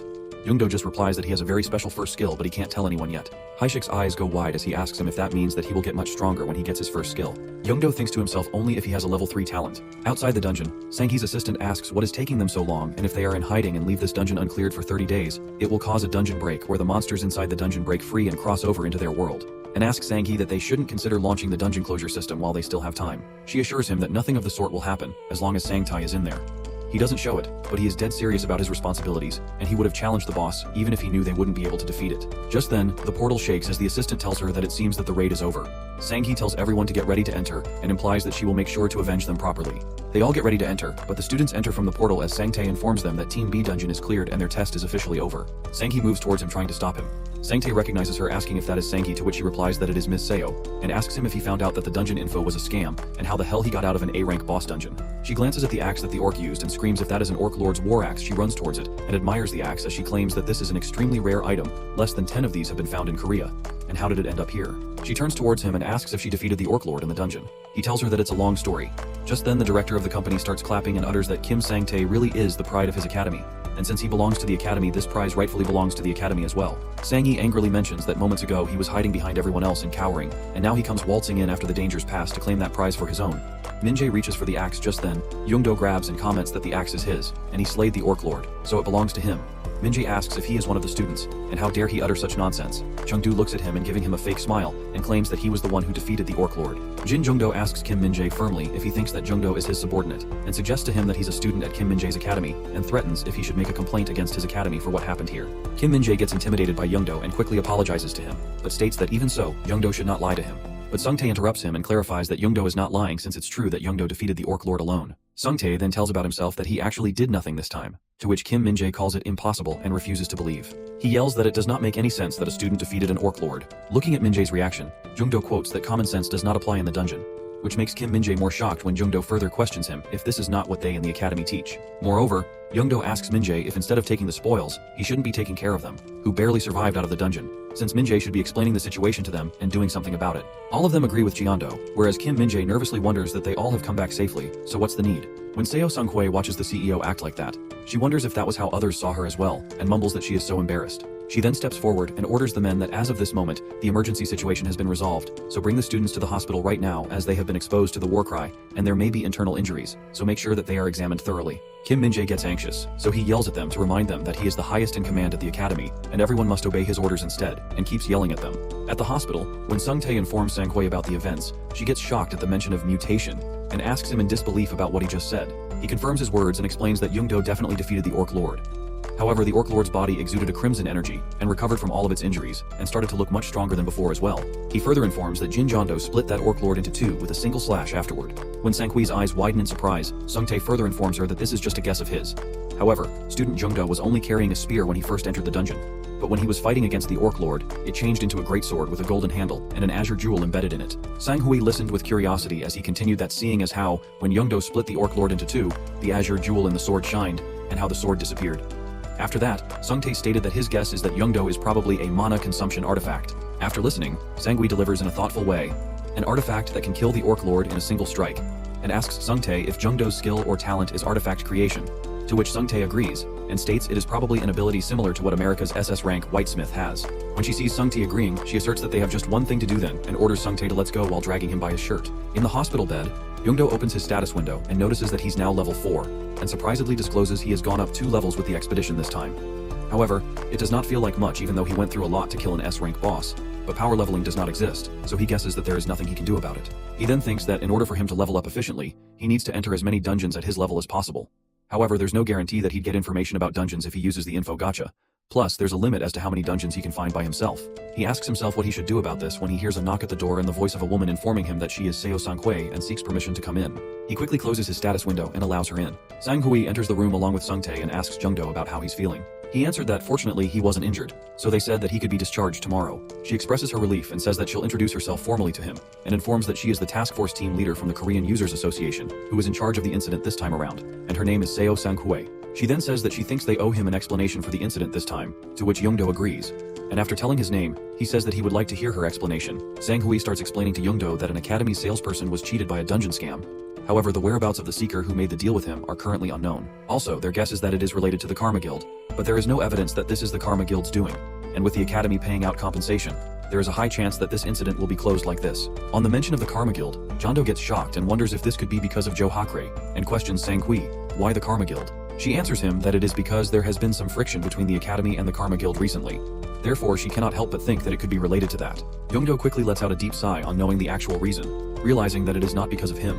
However, he states that it's strange that they aren't even users who belong to the academy, so how did it affect the academies by just killing a few students? To Jungdo's suspicion, Sung-tae replies that they were probably after him and not the other students like Jungdo or others, because Sung-tae's father is the academy's director. Jungdo gets surprised in disbelief at how Sung-gate is from a rich family, whereas Sung-tae continues that in any case, the incident this time is 100% the academy's fault, and CEO Kim In-jae will be stepping down, and they will also be compensating student Jin Jungdo as their apology.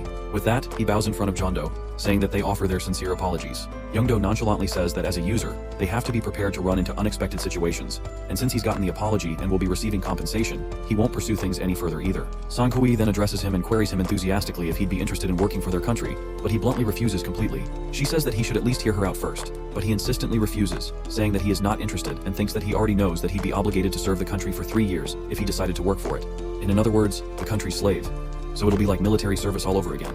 Recalling how the last duty he had in the military before the Great Catastrophe was really terrible, he wonders if she now wants him to enlist as a user. which is no way that he'll do it. Sunghui says to him that she thinks he has some misunderstandings, and obligatory duties are for users to be exempted from paying the 300 million W1 fee that is incurred from using the Awaker. And since he has already paid the 300 million W1, he'll not need to fulfill any obligatory duties. She explains that there are several benefits for a user that belongs to the country. So he has free access to all the user facilities that the country runs, and he can continuously enter dungeons that are of his level for free. Plus the tax is also non-existent as well. When Jungdo expresses his surprise, she adds that in return for all this, 4 times a month, he would have to clear dungeons that the country demands of him, and 70% of the spoils from that would go to the country. Even after this, Jungdo still refuses and thinks that since he does not know what information he'd get from the info gacha, he cannot join a single group, and he needs to be not bound by any contract in order for him to move and do what he needs, no matter what information he obtains. When Jungdo refuses again, Sanghui states that in that case, she'd like to make an expedition request to him, and inquires him what he thinks. When he wonders about it, she explains that as dungeons worldwide continue to increase exponentially, the number of users needed to clear it might not be sufficient, and so they'd make dungeon expedition requests to users in return for a price. Hence, with the objective of helping to nurture users, they take care of all the necessary fees in order to enter the dungeon, and all they ask for is 30% of the magic stones that he obtained in the expedition, and they'll also not force him to take the request, and he can reject the expeditions that he does not want to do. Jungdo says that it sounds alright since it'll be hard for him to find dungeons by himself, and thinks that the dungeons that the association finds would be stable.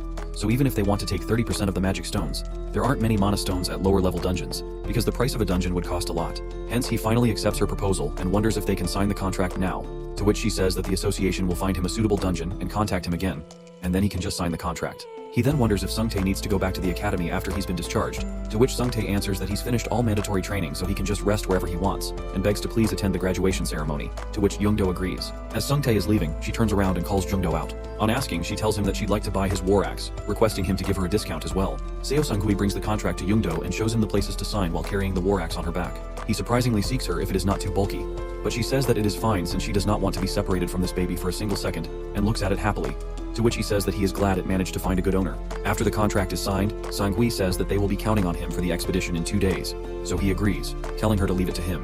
Before leaving, she questions him if he'd like to take a look around the association as she'll bring him somewhere he will like.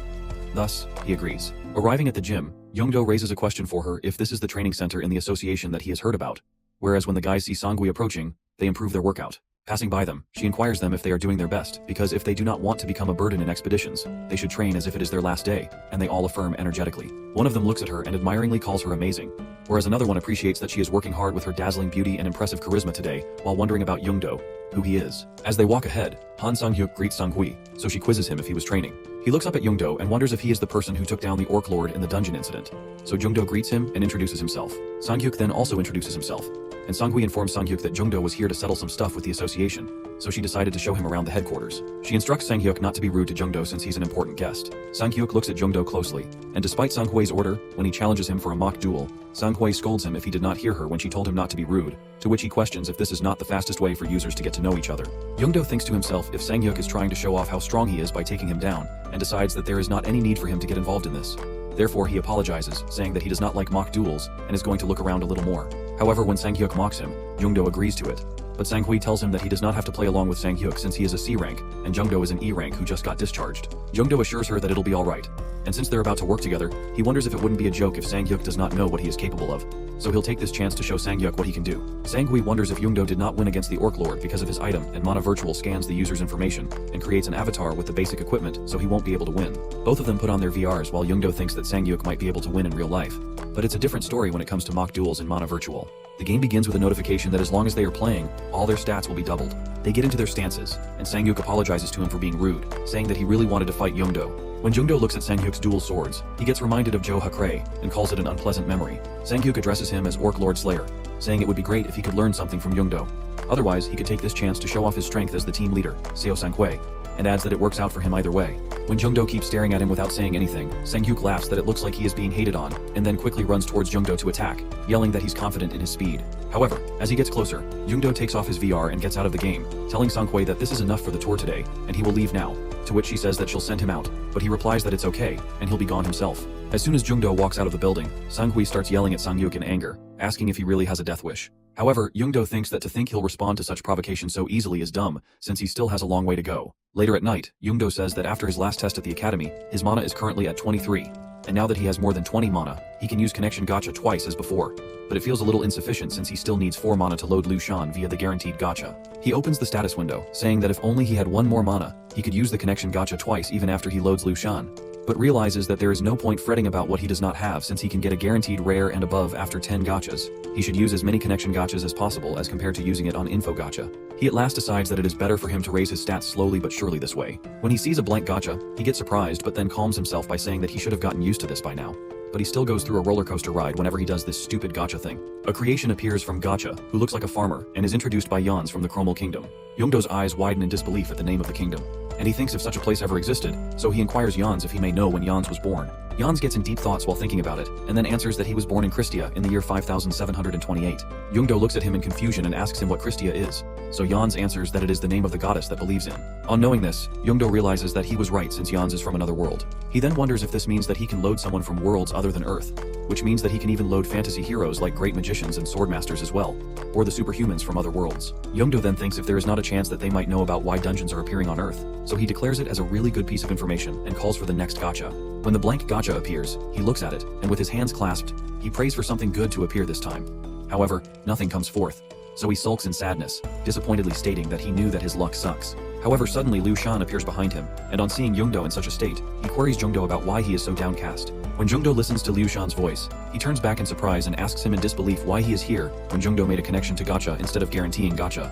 Even before Liu Shan could answer, Jungdo realizes it himself and yells in disbelief and agony if this is for real, concluding if he really just picks Liu Shan's name card again among all those numerous name cards, and now he has got Liu Shan, who is already in his album, that too in exchange for 6 mana. Jungdo dramatically falls to the floor and starts sobbing, saying that he wonders if there is anyone more unlucky than him in the world. Before Liu Shan goes back, he asks Jungdo if he does not think that he would feel hurt if Jungdo becomes so depressed after getting him. As he disappears, Jungdo looks up at the status window, which displays that he has successfully loaded the same character twice, so now Liu Shan Gongxi has been strengthened by +1. In addition to that, as a reward, Jungdo has been given the skill, Combo Gacha. At all this information, Jungdo just keeps staring in complete disbelief. Jin Jungdo is shocked that Liu Shan was strengthened, and wonders what does that even mean. As he checks on stats, he realizes that his stats did increase. He feels like this drawing skill resembled drawing prizes or character cards in video games, so it looks like the summoned ally gets stronger if he draws their card again, although his stats are still so low that the change is barely noticeable. It's a shame that Liu Shan's talent didn't level up though. Just then Jin Jungdo realizes that maybe it's like enhancing items in a video game. The higher the enchantment level, the higher the stats get. Maybe this way his talent will also level up someday as well. Then he gets to know that these cards won't break like items that fail to get enhanced in video games. Liu Shan doesn't understand what he just said, but it sounds terrifying, a noble one. Jungdo was just thinking about how he came to draw his card again. Liu Shan adds that it's easy because he is lucky and strong luck is his middle name after all. Jungdo states that he is sure that a level 2 strong luck is a very rare talent, but if he considers how big the real universe is, there should at least be thousands of other people who have such abilities, so Jungdo doesn't understand how he ended up drawing Liu Shan a second time. Liu Shan believes that would be because their fates crossed paths when he drew his card on his first draw of fate. From what he observed, Jungdo's skills tend to summon people or things that are closely related to him. It hits Jungdo's mind, and he realizes that it's right. He did always get information about locations near him from all his info draws, and the 12 allies that he drew were heroes from this dimension on Earth. With this expectation of Jorn's, that's the case. Liu Shan hesitates and leaves, saying he will see him soon, sometime, so don't count on it, calling Jungdo a noble one. Jungdo is irritated, and it looks like he is really stuck with him. He decides to focus on the good juice he got earlier. Just then his stats points catches his eye, which shows that his stats increased by 1 point each. He wonders if that +1 strengthening applies to him as well, and excites claiming being stuck with Liu Shan isn't so bad. He decides to check out the Combine Draw effect. As he clicks the button, a weird pink monster with 2 drawing sections appears, making Jungdo startled. Combine Draw allows 2 heroes to be drawn from the ally list. Then it will summon another random hero who is closely related to those 2. Jungdo wonders if he combines Lu Bu and Liu Shan, then he can summon Liu Bei, Guan Yu, and Zhang Fei as a potential ally. He opens his ally list and picks Liu Shan and Lu Bu and puts them there. A notification pops up informing they both are combinable and 40 mana will be consumed. First usage of Combined Draw does not consume mana. A pop appears asking would he like to draw now, yes or no. He wants to save it for later, but his finger approaches to click on yes. He struggles to stop himself, saying that he might need to use this when he is stuck in an emergency. Then he gets curious to check if Giz and Liu Shan are combinable, but they are uncombinable. He realizes that the purpose of Combined Draw lies in narrowing the draw range. For example, combining Liu Shan and Lu Bu would allow him to draw a hero from the 3 Kingdoms period. He gets it now. Later, a manager informs Jin Jungdo that the analysis is complete. This is a single-user E-rank extermination dungeon. Would he like to enter? Jungdo asks for a second and decides to check it out himself, as he was the victim of a dungeon scam after all. As he checks, it confirms, and he gets hidden info from the observation that there is a sack of mana stones buried under the boss room. That's so impressive to him. This is amazing. Knowing what monsters he is up against will be a great advantage, not to mention the hidden rewards. He decides to go in. Manager adds that the current time is 10 AM, so please proceed to enter. As Jungdo enters, a group of goblins rushes towards him to attack. He slaughters all of them within a second. After clearing them all, he laughs, as now this is more like it. And what the hell was he going through in his past raids? Suddenly more of those goblins show up, and he takes all of them down, gaining a lot of points, as it is just a piece of cake to him. He must be in heaven. But to his surprise, a boss hobgoblin appears. Jin Jungdo doesn't hesitate a bit and attacks him, penetrating his sword into him. The boss hobgoblin falls down in an instant. Jungdo gets shocked as his stats were as high as a C-rank user's, but he didn't know he could take an E-rank boss out like this. Anyway, he takes out his hammer, as now it's time for some treasure hunting. He starts digging into the boss's room, and finally he manages to find the treasure. He comes back with the treasure, and the manager is in shock at how he cleared the dungeon already, as it has only been an hour or so. Jungdo laughs and asks if there are any other dungeons around here. Manager realizes that he doesn't even look tired, and informs that unfortunately, there are no more Namu-approved dungeons here. But if he wants, he can always go on Mananet and search for raid parties. With the recent increase in dungeons, nowadays, more users from different guilds are teaming up to raid dungeons. He shows Jungdo that website. Jungdo asks if he just has to enter the serial number on his Manhwa watch to log in. He guesses it's worth a try. He sees there is one recruitment available, accepting any rank. According to Jungdo, they are looking for a newbie to carry their stuff or something. He calls them and informs them that he saw their post on Mananet. As he continues further, the person on the call rudely replies that they got their guy, at which Jungdo burns in anger. Seeing that, the manager hesitantly laughs and comments that it seems like things didn't work out for him. Jungdo is irritated that someone else took the job, but it's fine with him. Jungdo then hands over the mana stones he got for defeating the monsters, and shows the hidden treasure that he found in the boss room. As the manager approaches to grab the treasure, Jungdo quickly snatches it away, saying all the rewards he gets in a dungeon raid, aside from the mana stones, rightfully belong to him. And as he can see from its condition, this has already been processed once, unlike the monster's mana stones. The manager hesitantly agrees, adding he was just gawking at how lucky he is. Jin Jungdo is proud that it's not easy to find such a great reward in an E-rank dungeon. He got lucky, but deep down it's all thanks to observation. At the training center, Jungdo is busy training to his core. After a while it gets enough for today. He takes a shower, and as he passes from the corridor, news appears on television there saying, around noon today, on the outskirts of Osan, Gyeonggi province, a dungeon break occurred. The association's users came to aid in time, so there were no civilian casualties. However, Mr. Kim, who happened to be near the dungeon, passed away. Everyone around the corridor starts wondering, if the DCs fail again, how did he die? Didn't he hear the evacuation broadcast? One of them mentions that his friend lives in Osan, but he told him there were no evacuation broadcasts this time. Jungdo realizes that the outskirts of Osan is where he went. If the dungeon break happened at 12 p.m., the mana emitted from the dungeon must have been at its highest when he was there. He wonders why he didn't feel that. He should have been able to, since he was nearby. He suspects the party that he contacted on Manane but refuses his thought that what kind of lunatic would invite people to a dungeon on the brink of a dungeon break. Later, he decides to check what he gets today. Liu Shan appears, and they meet again. They seem to be meeting more often than not nowadays, which is wonderful. Liu Shan asks if Jungdo is going for an info draw today, to which Jungdo notifies that he is a bit low on mana right now because he went on a raid, so he is planning to draw these until he has 10 mana left, and then go for a draw of fate. The pink weird thing beside him reassures him that he can count on it. Some blue capsules drop, at which Liu Shan laughs, but Jungdo nervously clarifies that there is no need to worry about it. He knows this crappy game balance is hard to overcome, even with his strong luck. Deep down he realizes that it could be that his bad luck is weighing Liu Shan's good luck down. That thing drops a purple ominous capsule. A notification appears, alerting about a danger that he has acquired his first threat information, whereas the information draw thing has been enhanced. He can now set a certain target when using information draw. Its mana usage is 5. That capsule thing breaks into 2, and a threat appears from it. In 4 days, an intentional dungeon break will take place at Gangnam District, Seoul. Jungdo is flabbergasted and wonders if that means someone could cause a dungeon break instead of waiting 30 days for it to happen naturally. He thinks about the dungeon break from this morning and gets to know why he didn't feel anything even though he was in the area, and why there were no evacuation broadcasts. If someone intentionally caused the dungeon break, it all makes sense. The guy he talked to earlier today must be the culprit, and he is sure of it. The phone call ended up creating a link between them, so information about this dungeon break was included in this draw. Jin Jungdo starts panicking, wondering what he should do. If he goes by himself to stop the dungeon break, he might get himself killed in the process. But if he let other people know that he can see parts of the future, he might get locked up somewhere and be forced to become a fortune-telling machine. Jungdo is stressed, as he can't tell anyone about this before he acquires the strength to protect himself. But maybe he should give Miss Seo a hint about this. He taps the blinking button threat information. It refers to information about events that could twist the synchronized timeline between the real universe's history and dimensions. If the timeline is twisted, he will no longer be able to acquire information on the future. Defeat all monsters that cross over during the dungeon break. Then he will be rewarded by the real universe upon success. But to his surprise, it's a quest, and the time remaining is 101 hours and 27 minutes. Enhancement, combination, and now a quest. This reminds Jungdo of the day Winry granted him his skill. He never understood why she came out of nowhere just to give him this amazing gift. But now he does. The universe wants to prevent the desynchronization of history through him, the only person it can communicate with. He guesses they both need each other's help.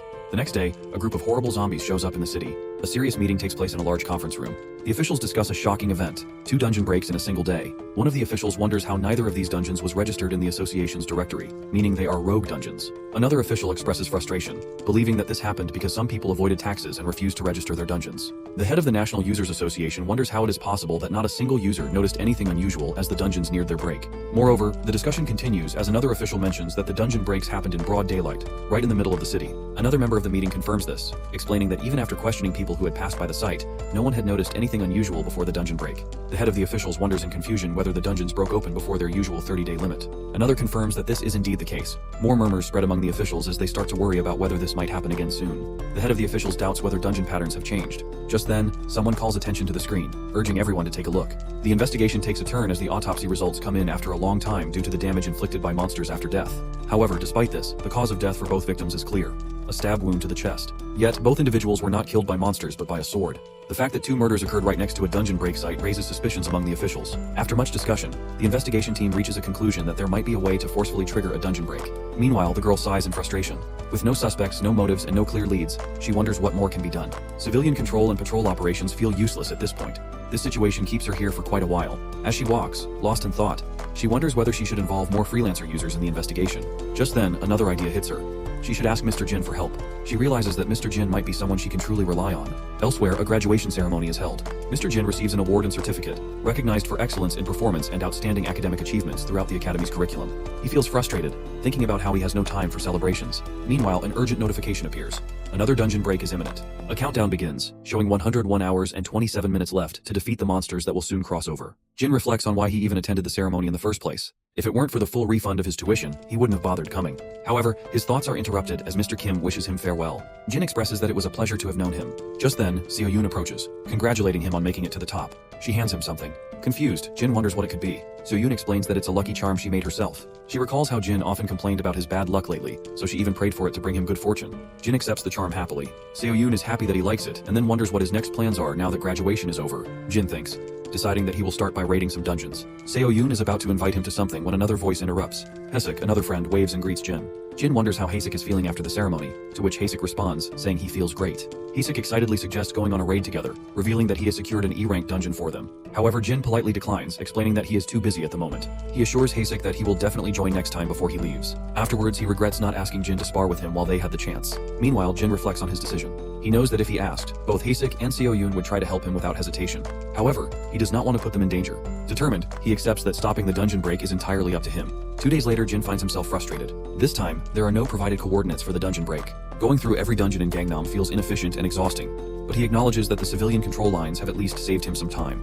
He only needs to focus on areas that aren't crowded with people.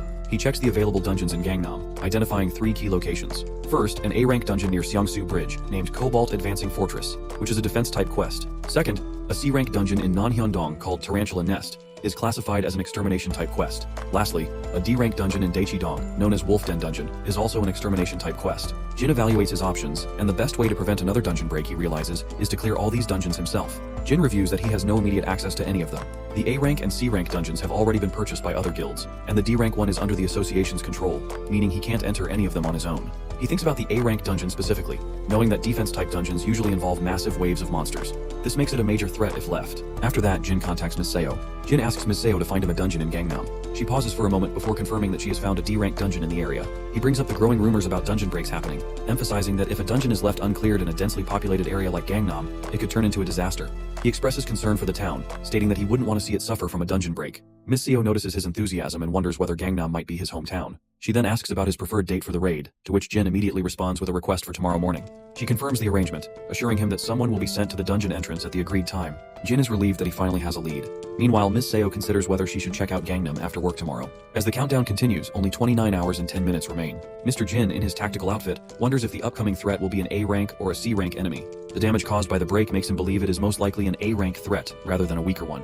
Mr. Jin checks the time and notices only 10 minutes remain until the break occurs. However, everything around him is quiet. He starts to wonder if it could have been a C-rank dungeon instead. He breathes a sigh of relief, realizing it was a close call, and the call belongs to the association. He wonders if they have arrived for dungeon maintenance. He feels frustrated because he cannot afford to waste any more time dealing with them. Mr. Jin hears a loud noise and reacts with shock that something is happening to the dungeon. Voices from nearby catch his attention. Some people dismiss him, saying the entire place will turn to rubble soon anyway. He then realizes that one of them has used a teleportation scroll. Moreover, the people disguised as association members were actually enemies. However, he managed to catch a glimpse of one of their faces. He observes, revealing details about one of them, Seung Dong-hak, a level 42 individual with various talents, including disguise, sword mastery, and assassination. He also possesses skills such as cloaking, dashing, enchanting poison, and grim sword. With no time to waste, Mr. Jin shifts his focus back to the dungeon break. He quickly uses his ability to summon an ally, calling upon Liu Shan. Liu Shan comments on the dangerous situation. Then, another powerful figure emerges, Lu Bu. also known as Fengxian. Mr. Jin decides to use the best combination he can at his current level. He urges Liu Shan to picture the most powerful warrior he has ever known, preparing for an ultimate battle. Liu Shan is confused about why he needs to do this. Mr. Jin notices Xiao Yun's lucky charm. A divine energy flows through him as the blessing of the Saintess activates, boosting his luck. A notification appears that the countless possible summon choices have now been narrowed down from billions to just hundreds. With Liu Shan's natural luck combined with Xiao Yun's blessing, the summoning reaches its peak. Another flash of energy bursts forth, and a powerful warrior, the legendary Zhang Yidi, arrives. As soon as he appears, Lion's Roar is activated, weakening the enemies by reducing their attack power by 30%. Zhang Yidi laughs and sees countless enemies in front of him and a bridge behind. The situation reminds him of past battles. Meanwhile, Jin Jungdo, a level 99 individual, monitors the status of his newly summoned ally, Zhang Fei Yide. The stats reveal his strength, showcasing talents such as Unrivaled Warrior, Spear Mastery, and Courage, among many others. His powerful abilities, including Spinning Tiger Chariot Strike and Iron Wall, make him a formidable force. Suddenly, a group of Cobalt Warriors appears. At level 53, these humanoid dog-like creatures look fierce and powerful. Zhang Yid is amused by their appearance. However, despite their dog-like features, Mr. Jin knows these enemies are no joke. To Zhang Yid, these Cobalt Warriors are nothing more than a few mongrels. He laughs loudly, enjoying the battle. Mr. Jin's skill Unrivaled Warrior activates, fueling his stamina as he faces multiple enemies alone. Afterwards, he unleashes Spinning Tiger Chariot Strike. The force of his attack sends shockwaves, cutting down enemies in every direction. The King of All Weapons skill restores an ancient weapon, enhancing each strike with devastating splash damage. Zhang Yidi marvels at its sheer destructive force. Even if a million enemies stood before him, he is confident that none would stand a chance against this masterpiece of destruction. However, Mr. Jin notices that time is running out. He further notices that while the number of Cobalt Warriors on the battlefield has decreased, more are still pouring in from the dungeon, and the boss monster has yet to appear. He decides to thin the herd as much as possible. With every attack, the splash damage from his strikes takes down multiple Cobalt Warriors at once. The thrill of combat fuels Zhang Yide, making him feel more alive than ever. He is frustrated that he doesn't have a physical body of his own. He turns back, realizing an enemy is trying to strike from behind. Despite his strength, he begins to feel the toll of the fight. He acknowledges that his lack of experience is holding him back. No matter how powerful his summoned heroes are, he still has much to learn. He wonders if one day, he will become strong enough to stand on his own, without relying on the legendary warriors he summons. Zhang Yid feels strange. He turns to Mr. Jin and asks him if he feels it too. Zhang Yid senses a massive wave of enemies approaching. However, he knows this is where his time in the battle ends. He wonders if Jin Jungdo will be able to handle things alone. Jin Jungdo stands firm. He has no intention of backing down because he fully believes in his victory. Seeing this confidence, Zhang Yidi feels proud. He encourages Jin and looks forward to hearing about the battle when they meet again. As Zhang Yidi fades away, a notification appears, granting Jin a reward. He gains a portion of the summoned being's abilities, increasing his mana, strength, stamina, reflexes, and sensitivity. Additionally, he unlocks a new skill, Lion's Roar. Without wasting time, Jin prepares for his second summoning card. Liu Shan hopes to meet again. Jin is grateful for Liu Shan's previous assistance and believes her help will be needed once more. Liu Shan laughs, reassuring Jin that she is always ready for battle. Jin Jungdo activates Draw of Fate, a powerful ability that allows him to summon rare or legendary heroes. He has already used this skill 9 times in preparation, ensuring that his 10th draw will be something special. However, disappointment hits him for a moment. He was aiming for a diamond card, but he did not get one this time. Instead, he draws Clarent, the King's Sword, a weapon that decreases the opponent's stats by 10%. A notification confirms that he has unlocked the Clarent skill. Clarent was one of the 3 swords owned by King Arthur, yet ironically, it was the very sword that ended his life. Sir Mordred, Arthur's son and the infamous Knight of Treason, was the one who killed him with it. Jin wonders nervously if Mordred will remain loyal, or if history will repeat itself. He then checks his summoned ally's status. Mordred, now at level 81, possesses powerful talents such as Defiance, Chivalry, and Sword Mastery. His stats are impressive, with high strength, reflex, and mana sensitivity. His abilities include Enchant Weapon, Spiral Pierce, and Ignition Sword, making him a formidable fighter. Just as Jin prepares for battle, a new enemy appears. The Cobalt Leader of the Abyss. Its level matches Mordred's at 81, making it clear that this will be a difficult fight. Jin quickly realizes that victory won't come easily. Jin swings Clarent, the King's Sword, with great force. The attack is so strong that it shocks Jin Jungdo. He can't believe so much damage came from just one hit. Mordred explains that Clarent is powerful, but it takes a long time to use again. Before they can react, the Cobalt Leader of the Abyss becomes angry because its minions were defeated so easily. Jin quickly understands that this fight is dangerous. The monster is just as strong as him. Worse, time is running out and Jin's mana is almost gone. He knows he must finish the fight quickly. If he does not, he will die. Jin and the Cobalt Leader of the Abyss fight hard in the battle. Mordred tells Jin to breathe and stay focused, but Jin is determined to end the fight while he still has an advantage and attacks, thinking he has won. But suddenly, the enemy strikes back. Jin is hit hard, pain rushing through his body. Mordred yells in shock, not understanding why Jin got hurt. A bright light surrounds him as Dragon Blood Awakening activates. His wounds heal instantly, enemy attacks stop for a while, and his power increases greatly. Jin Jungdo feels relieved as Dragon Blood Awakening makes him stronger. At first, he was worried because this skill is dangerous, but now he sees there is nothing to fear. With his power boosted, he is sure he can finish the fight. Miss Seo senses a strange feeling. She senses a dungeon break happening nearby. Without wasting time, she runs toward the location, hoping other users are already there fighting the monsters. But when she arrives, she is shocked. The battle is already over. She wonders if he somehow stopped the dungeon break himself. Then she hears a voice. Mr. Jin stands nearby and asks her to help clean up the area. Before she can reply, he calmly mentions that he killed all 311 monsters alone. Miss Seo freezes in disbelief, realizing that Jin defeated every monster alone. Jin Jungdo hears voices shouting as people rush to get him to a hospital.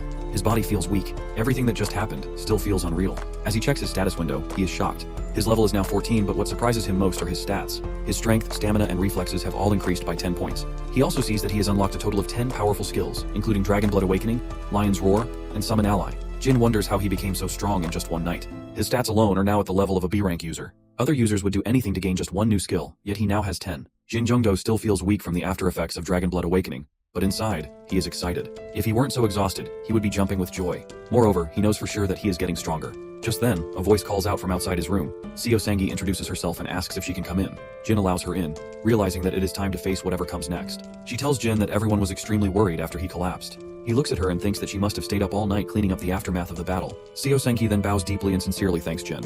Because of him, thousands of lives were saved when he stopped the dungeon break. Jin feels a little embarrassed and responds that he only did what anyone else would have done in that situation. However, Seo Sangi brings up something important. She mentions the Seongsu Bridge security camera footage, and then carefully asks if he got a good look at the culprits' faces. She reassures him that he can ask anything. She is willing to do her best to help with the investigation. Seo Sangi thanks him for understanding. Jin Jungdo explains that by the time he arrived, the culprits had already used a teleportation scroll to escape. However, he is certain that both of them were male. Seo Sangi takes notes as he speaks, repeating the detail: 2 males with a teleportation scroll. Jin secretly knows their personal information, but he decides not to reveal it yet. If he did, it would raise suspicion. Seo Sangi then asks another question. She points out how perfect his timing was, almost as if he had been waiting for the incident to happen. Jin realizes that she is sharp. He confidently responds that it was just a coincidence. He reminds her that he had spent the day raiding dungeons in Gangnam and was simply heading home when he ran into the situation by chance. To support his claim, he suggests checking security footage from the surrounding area. If he had been waiting there on purpose, the cameras would have caught it. Seo Sangi bows slightly and apologizes if her questions felt like an interrogation. She explains that they are struggling to find answers. Jin reassures her, even admits that he had been careful to walk along blind spots that day, in case something like this happened. Then he takes his turn to ask a question. He directly asks if the Karma Guild is behind the attack. Seo Sangi pauses before answering and explains that while they don't have proof yet, the Karma Guild is their prime suspect. Jin thinks about this and concludes that the first 2 dungeon breaks were likely just test runs, leading up to the main attack that happened yesterday. Seo Sangi explains that due to the Karma Guild's size and careful planning, they are still searching for concrete evidence to confirm their involvement. In the meantime, they have strengthened patrol operations to prevent further attacks. Then she suddenly brings up something else. His loot. Jin's eyes widened. He almost forgot about that. Seo Sangi informs him that the 311 monster corpses and the spoils he mentioned earlier are currently being held by the association. Since it's a huge amount to sort through alone, she suggests hiring an auction company to handle it for him. Jin is surprised by the idea. Seo Sangi explains that monster corpses are highly valuable and used in various ways, so they will sell out quickly. The association will also cover any extra charges made during the process, ensuring he gets maximum profit. Hearing this, Jin realizes that he is about to make a fortune. He thanks her sincerely for looking out for him. She tells him that it's nothing compared to what he has done for them. Before leaving, she wishes him a good rest and tells him that he is always welcome to visit the association whenever he needs help. Jin thinks about the huge amount of money he is about to make. But suddenly, a voice interrupts. He is shocked to see Winry Makina standing there. He wonders why she is here. Winry explains that she has come to reward him. A reward from the real universe. Jin is stunned. A reward from the real universe? Winry then asks what kind of reward he would like. However, she warns him that she can't promise to grant just anything, but she will try her best. He excitedly asks for either his mana to be increased to 999, or the ability to use skills without consuming mana. Winry immediately denies both requests, calling them way too over the top. Jin is disappointed, but Winry understands what he really wants. More mana to use his draw skills. Jin responds by saying that's exactly it. The good draws not only give him stat boosts but also grant him free skills. Winry tells Jin that she will grant him a way to use more draws. Jin wonders if she is finally going to increase his mana capacity like he asked, but Winry utters no. Instead, she flips a small object in her hand and presents it to him. Jin looks down and sees a ticket. Moreover, he is confused and wonders what it is for. Winry explains that it is a single-use ticket for Draw of Fate. She then adds that the ticket can actually be purchased. Jin then immediately asks how much it costs. He wonders if he has to pay with mana stones, but Winry reveals the true price, the stats he has earned. Jin quickly pulls up his observation window to check his stats. Right now, he has 41 strength, 48 stamina, and 51 reflexes. Winry then clarifies that 1 stat point can be used to buy 1 Draw of Fate ticket. He worked so hard to increase his stats. Frustrated, he wonders why she set it up this way. But Winry reminds him that his luck when using Draw of Fate is actually very good. If someone else used 10 stat points to draw and did not get a golden card or above, they would be at a huge loss. But for Jin, it's different. Every 10th draw guarantees a rare rank or above for him. And out of 30 total draws, he has already pulled 3 diamond cards. As she steps forward, she adds that he even managed to get several golden cards on top of that. Jin may not realize it yet, but his luck makes him truly special. Winry is absolutely certain that Jin will become a formidable warrior in no time.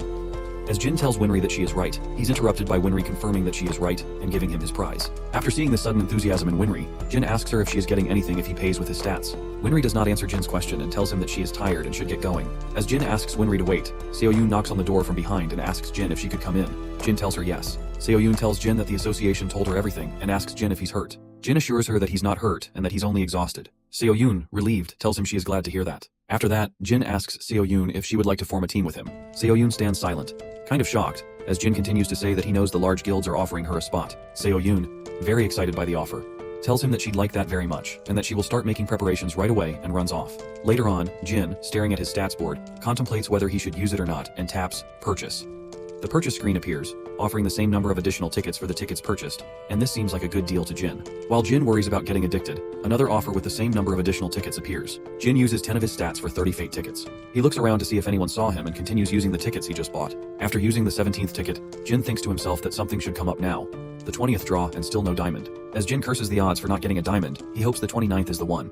Liu Shan appears, asking Jin why he has a long face today. Jin tells Liu Shan he realized he's nothing without her. In the final draw, with Liu Shan's luck, Jin hopes to get a diamond this time. As Jin uses the final card, he hears a voice calling him to wake up. Jin walks out, and Ms. Seo, standing at the door, asks him if he's okay. Jin tells her everything's fine, and that he just had too many bad dreams. Jin thinks to himself that it's a good thing he can only purchase 10 tickets a week, or else he would have wasted all his stats on those things yesterday. Ms. Seo asks Jin to follow her through the door, and Jin follows. As Jin takes a look around, Ms. Seo tells him this is where they keep preserved monster corpses in Jin's loot. She further tells him that the ones that are too damaged for commercial use have been sorted out. Ms. Seo points toward loot items and tells Jin that the items with magic powers are kept separately. She asks Jin to take a look at the items and decide whether or not he's going to sell them. Jin picks up a pair of gloves, surprised by the gloves' ability to boost mana, and realizes that such items are hard to come by. Happy with the perfect fit, Jin tells Ms. Seo that the gloves are not for sale. In the meantime, Ms. Seo receives a call and tells Jin that the guild that used to own the dungeon where the break happened wants to see him. Jin, surprised by this, reconfirms with Ms. Seo and asks if they really want to see him. Jin wonders why they would want to see him. Ms. Seo explains that it could be because they want him as one of their members, but it is more likely that they are here to claim his loot. This shocks Jin, and Ms. Seo tells him not to worry because she will defend his rightful ownership, even if it means putting her reputation on the line. Jin thanks Ms. Seo and walks through the door. They are both greeted by a man who introduces himself as Kim Sun-soo from the K&M Guild. Ms. Seo introduces herself and Jin as the one who took care of the incident. Ms. Seo asks Kim Sun-soo if he wants to know what really happened. Kim says yes. After all, they did lose a perfectly fine dungeon, and they want some convincing evidence that helps justify their dungeon being gone. For example, security camera footage. Ms. Seo refuses, as it is beyond her authority because that would be giving out personal information, and she would need the individual's permission to do so. Meanwhile, Jin is trying to avoid telling people about his abilities as much as possible, but he has no other choice. Mr. Kim, with a mischievous smile, insists that he understands no user would want to expose their secret abilities to a third party and proposes a sparring session as an alternative. If Mr. Kim thinks Jin is good enough to stop a dungeon break all by himself, he'll let Jin keep all his rewards. However, Jin gets suspicious and thinks something is not right with this guy, and wonders why a guild scouter wants to start a fight just to find out how strong a user is. Jin checks Kim's stats and recognizes his name and tells him that he will have to discuss it with Ms. Seo first. Jin and Ms. Seo go to a soundproofed place. Jin scans Ms. Seo's stats and sees loyalty as a talent and thinks this makes her reliable. He tells Ms. Seo he's about to tell her some private information and requests her to keep it a secret. Ms. Seo agrees, as it's the association's duty to protect the information of users. Jin states he bets having loyalty as a talent must help her get the job done. Surprised, Ms. Seo asks how. Jin tells her it's a special skill called observation, and it allows him to observe just about anything, like people's names, talents, and even their skill levels. Impressed and shocked, Ms. Seo wonders why Jin is telling her such a huge secret. Jin asserts that from what he observed, that man wasn't Kim Sun-soo, and his real name is Sung Dong-hak, and he's one of the people who were there when the break began. Jin tells her he's not comfortable letting someone know about his abilities, but he can't just ignore the fact that a terrorist is right in front of him. Jin asks if she'll have to report his observation skill to prove that he's a terrorist. Ms. Seo tells him no because she suspects there's a mole in the association, and the executives refuse to take any action despite the calamities, and the breaks are happening exactly after the association's patrol hours. Ms. Seo tells Jin not to trust anyone because telling people about his skill will put him in danger. Jin proposes to prove that Kim is a terrorist without telling the association about his skill. Jin tells Kim that they've decided against sparring and will just show his skill. Kim is happy with this choice as it allows him to gather more info on Jin. Jin summons Jenna the Truthful, stats-wise useless, but she has her own unique skill, the skill of truth. They enter Jenna's room of truth. Jin asks Ms. Seo to repeat "I am a man" to demonstrate Jenna's skill. When Ms. Seo can't repeat the words, Jin tells Kim he's next and asks him to repeat "I am Kim Sung-soo." Kim Sung-soo struggles to repeat the words because of Jenna the Truthful's ability. Jin mockingly conveys that this is a better idea than rudely challenging someone to a duel. Jin proposes that if Kim can answer at all, he will give him everything he's got and anything that Kim wants from him. Jin confronts Kim and asks him how that is for motivation, but Kim is speechless. After all, his secret is about to be revealed. Upon hearing Jin repeat Kim's real name, Sung Dong-hak, Sung curses out of fury and charges at Jin with a dagger, thinking his cloaking ability would make it really easy to kill any S-rank. Ms. Seo runs to stop Sung, and as he's about to attack Jin, Ms. Seo throws Sung sliding across the room with just a kick. Ms. Seo takes off Sung's face skin, while telling Jin that he had almost convinced her because he had Kim Sung-soo's mana watch on him. Ms. Seo tells Jin that they will go through the standard procedure to get any information from Sung Dong-hak. Jin offers to help in the matter and uses his observation skill to get the information. The observation shows that Sung Dong-hak murdered Kim Sung-soo 2 days ago, and presents Sung as a Karma Guild member, confirming Jin's suspicion. Meanwhile, a Karma Guild member reports losing contact with Sung at the association, and suggests that he must have been caught and asks the leader if there's been any contact from the association. The leader pleads that's all he's got, as Seo Sang-hee keeps everything classified. The member suggests that Sung is not easy to crack, and the leader agrees, but suggests that they'll have to get rid of him just in case. Another member asks what they are going to do with Jin, as he's the one who stopped the break. The other members argue that Jin's name is all they know, and wonder if he's one of the association's secret S-rank users. Because how could an E-rank user clear an A-rank dungeon? While everyone argues, one points out that Jin is the same boy from the academy incident, and another member objects to it as irrelevant, because he just happened to be there with their target Kim Sung-tae. One of the members utters Sung mentioned that someone was waiting by the dungeon as if they knew about the break, and suggests everyone focus on the leak on the inside. The guild members get confused. The hooded boy tells everyone to stop investigating Jin for now, but one objects, saying how he could let Jin go considering all the resources and time spent on the break. The leader tells one they have very little information on Jin, and his skills seem to match an S-rank user, suggesting that the revenge would come at a cost. He suggests taking out Seo Sang-hee instead to make it easier to attack the association. He further tells one that the break was his responsibility, and the one is not pleased with the failure of the break. One is filled with fury, refusing to sit idle when Jin is the reason the one is upset with him. And with this anger, one makes it his responsibility to take down Jin Jungdo. Miss Seo tells Jin that Sung Dong-hak is still keeping silent, and there's been no progress with the interrogation, so she asks the association for permission to use some unorthodox methods, but because of the mole, she couldn't get one. She thinks they're just worried he might die and tells Jin that once they get Sung to talk, they can get him banned from Korea forever. Miss Seo tells Jin that the tax rate is higher than expected in the market due to a high value of items, and suggests that Jin should increase his user rank instead, because the higher the rank, the less tax Jin has to pay. Miss Seo takes Jin to the test room and tells him that because he cleared an A-rank dungeon, he can apply for the B-rank test. If the instructor approves, Jin's rank will be increased immediately. Miss Seo encounters Jang Chul-san, her old teacher, who's excited to see her after ages. Ms. Seo tells him he could have visited her if he really missed her. Jang asks Seo what she's doing here, and Seo tells him she's here because Jin wants to take a B-rank test, since it's the highest Jin can go due to insufficient dungeons cleared. Jang, surprised because Seo rarely compliments anyone, decides to take the test himself since he was getting bored. Jin shows his gratitude for the chance to fight an S-rank instructor and loads his talents. Jin checks his stats in-game after quite a while. The stats should be doubled. Jin's in-game reflex should be 100, but instead, it shows 99, which surprises Jin, and he wonders if it is his game talent limitation or some other limitation he's not aware of. Jang compliments Jin's spear as a choice of weapon and hits his hammer down, cracking the ground beneath him, and suggests the cheesy cliché line that a real man uses a hammer. Jang, being an S-rank tester, lets Jin take the first blow and tells him to give it his best. Jin, without hesitating, points his spear toward the instructor and charges at him. Jang effortlessly blocks the attack with his hammer and throws Jin into the air with one blow. Impressed with just one strike from Jin, Jang passes him, telling Jin that just his first blow was enough to take down an A-rank user, and he must have learned from the best. Jin, remembering his teachers, agrees. However, Jang states that it would be a shame to end it like this, suggesting to continue the sparring session. Jang swings his hammer, Jin dodges with a slide, Jang strikes again, and Jin dodges another with a leap, causing Jang to slam the hammer into the ground. Jin takes his shot, but Jang effortlessly dodges. After all, he's a highly skilled user. Jang notices Jin being faster than earlier. Jin, doubting his skills outside of the game, takes another blow at Jang. With the exchange of the blows and clashes of weapons, Jang tells Jin he has amazing physical performance but lacks experience, as if he did not earn his talent, and mocks Jin for his game talent. Jang notices an opportunity to strike and takes advantage of Jin's open posture. Jang kicks him, throwing Jin sliding on the ground. Jang stands over Jin lying on the ground and charges his hammer but decides to hit the ground instead, sparing Jin. Jang cuts the fight short and lends a hand to Jin. Jin wonders how he knows about his game talent, and Jang tells him there had been users that became significantly stronger when put in a virtual mana session. However, none of them were capable of clearing an A-rank dungeon like Jin. Jang tells Jin he'll see him outside and leaves the game. Miss Seo congratulates Jin for clearing the B-rank test and asks Jang what he thought of Jin. Jang tells her how that's the most fun he's had, and he will probably see Jin again soon. As Jang is about to leave, Miss Seo stops him, holding his hand, suggesting a sparring session to allow her teacher to see how much she has improved during that time. As Jin walks out of the association's building, he sees Seo Yoon waiting for him. Seo Yoon tries to act normal, hiding the fact that she is nervous so that Jin wouldn't think she is an amateur. Haesik soon joins in too, and they plan to clear a dungeon that Haesik found. Jin tells Seo Yoon that the dungeon is in Suwon Hwasong Fortress. Jin steps through the portal, stabbing one of the monsters without any effort, and realizes he could clear the dungeon in minutes. However, Jin's goal today is not to clear the dungeon, but to train Seo Yoon and Haesik so they can fight properly. Jin is impressed seeing Seo Yoon kill the monsters with little effort, and thinks she would make a great battle monk or a priestess. Haesik notices Seo Yoon staring at him all day, and asks Jin if he did something wrong. Jin tells him it's probably because he's slow to catch on. At last, after clearing the ground, they stand at the door to the boss room. Jin tells his teammates that he'll stay out of their way as much as possible to let them take it down on their own. As from what Jin observed, they can definitely take it down. Jin opens the gate, and the monsters stand on the other side of the room. A monster jumps in, but Hasek blocks the blows with his shield. Jin thinks about attacking the boss while Seo-yoon supports, but Seo-yoon takes a leap forward, knocking down the monster. Jin and Hasek stand shocked by Seo-yoon's performance. Jin Jungdo appreciates his team members for the great work they did. Hasek questions him where to go next. Maybe the association, so they can reset their stats. But he denies that he has some personal work to look after, so he wants Seo-yoon and Hasek to go there, so they both went. Louis Shan gets very excited after seeing the castle and asks Jin Jungdo, "Is that the place where they are going to play?" But before playing, Jin Jungdo wants to ask her if she remembers the first time he asked her to think of the mightiest warrior ever at the bridge. She replies that it is misunderstood, as it is not Zhang Fei she thought of, but it is Cao Cao. Back in the day, he was the best warrior she had seen. Jin Jungdo thanked her. Jin Jungdo, in her mind, is thinking that the reason she drew Zhang Fei that night is not because Louis Shan is thinking of him as Zhang Fei on the Changban Bridge, of course. He draws the fate and gets a diamond card but is quite shocked as nothing is happening.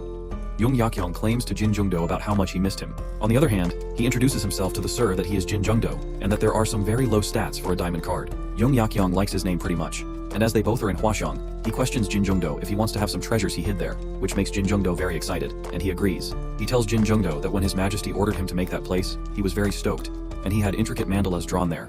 He also built some secret places and so on. He wants Jin Jungdo to look at the 7th brick from the bottom right corner of the main gate. Jin Jungdo starts looking for it, and then he is told to look for the 616th brick starting from there, and inject some chi into that, and then look for the 922nd brick from the 7th brick, starting from the bottom left corner of the gate. Jin Jungdo starts sweating and questions him if there is any hidden meaning in any of those numbers, as it's so complex. He is told that the former is his sir's birthday, and the latter is the king's birthday. Jin Jungdo succeeds in finding the bricks, and then he injects chi in there, and suddenly a treasure dungeon comes in front of him, which is Jung Yakyong's treasure dungeon, so he commands Jin Jungdo to pass the dungeon, and he is going to get Jung Yakyong's treasures. Jin Jungdo questions him if he thinks that his successors could find that dungeon at all. As he agrees when Jungdo remarks it is hard, he reminds Jin Jungdo that he also did find it, and wants him to get inside there. They went inside, and Jung Yakyong explained to him that he is going to be awarded after passing the gatekeeper's test of mind and might, and asks him to call for him when he gets the reward, and then disappears. Jin Jungdo finds something there which skill seekers use to find dungeons, which is going to help him a lot. The test begins by testing his mind. The question he is asked is that the moon shines upon the rivers of the land, and there the rivers are the people, and the moon is absolute, so he has to tell what does absolute represent there. He answers that it's simple, as it is King Zhongzhou, as Jung Yakyong is loyal to his king, which is a correct answer. And then it's time to test his might. He is asked to raise his weapons, and he is given level 40, which seems easy to him, as it has the similar stats he has. He starts attacking Jin Jungdo, but the attack power is only 10%, which is maybe because of the level difference. He finds Jin Jungdo a fast human, but not that enough, so Jungdo threatens him to dodge the Viridian Dragon Steps, which kind of hurts him, but Jin Jungdo threatens him that it is only the start he has taken. The monster thinks that humans have wicked weapons which change shape and size, but Jin Jungdo makes him realize that we are even better than that. This keeps going, but at last he loses and announces that Jungdo has passed the test of might too. The wall breaks, and there is a hidden room inside. Jin Jungdo goes inside and some kind of envelopes are there on the table. Jung Yakyong comes there.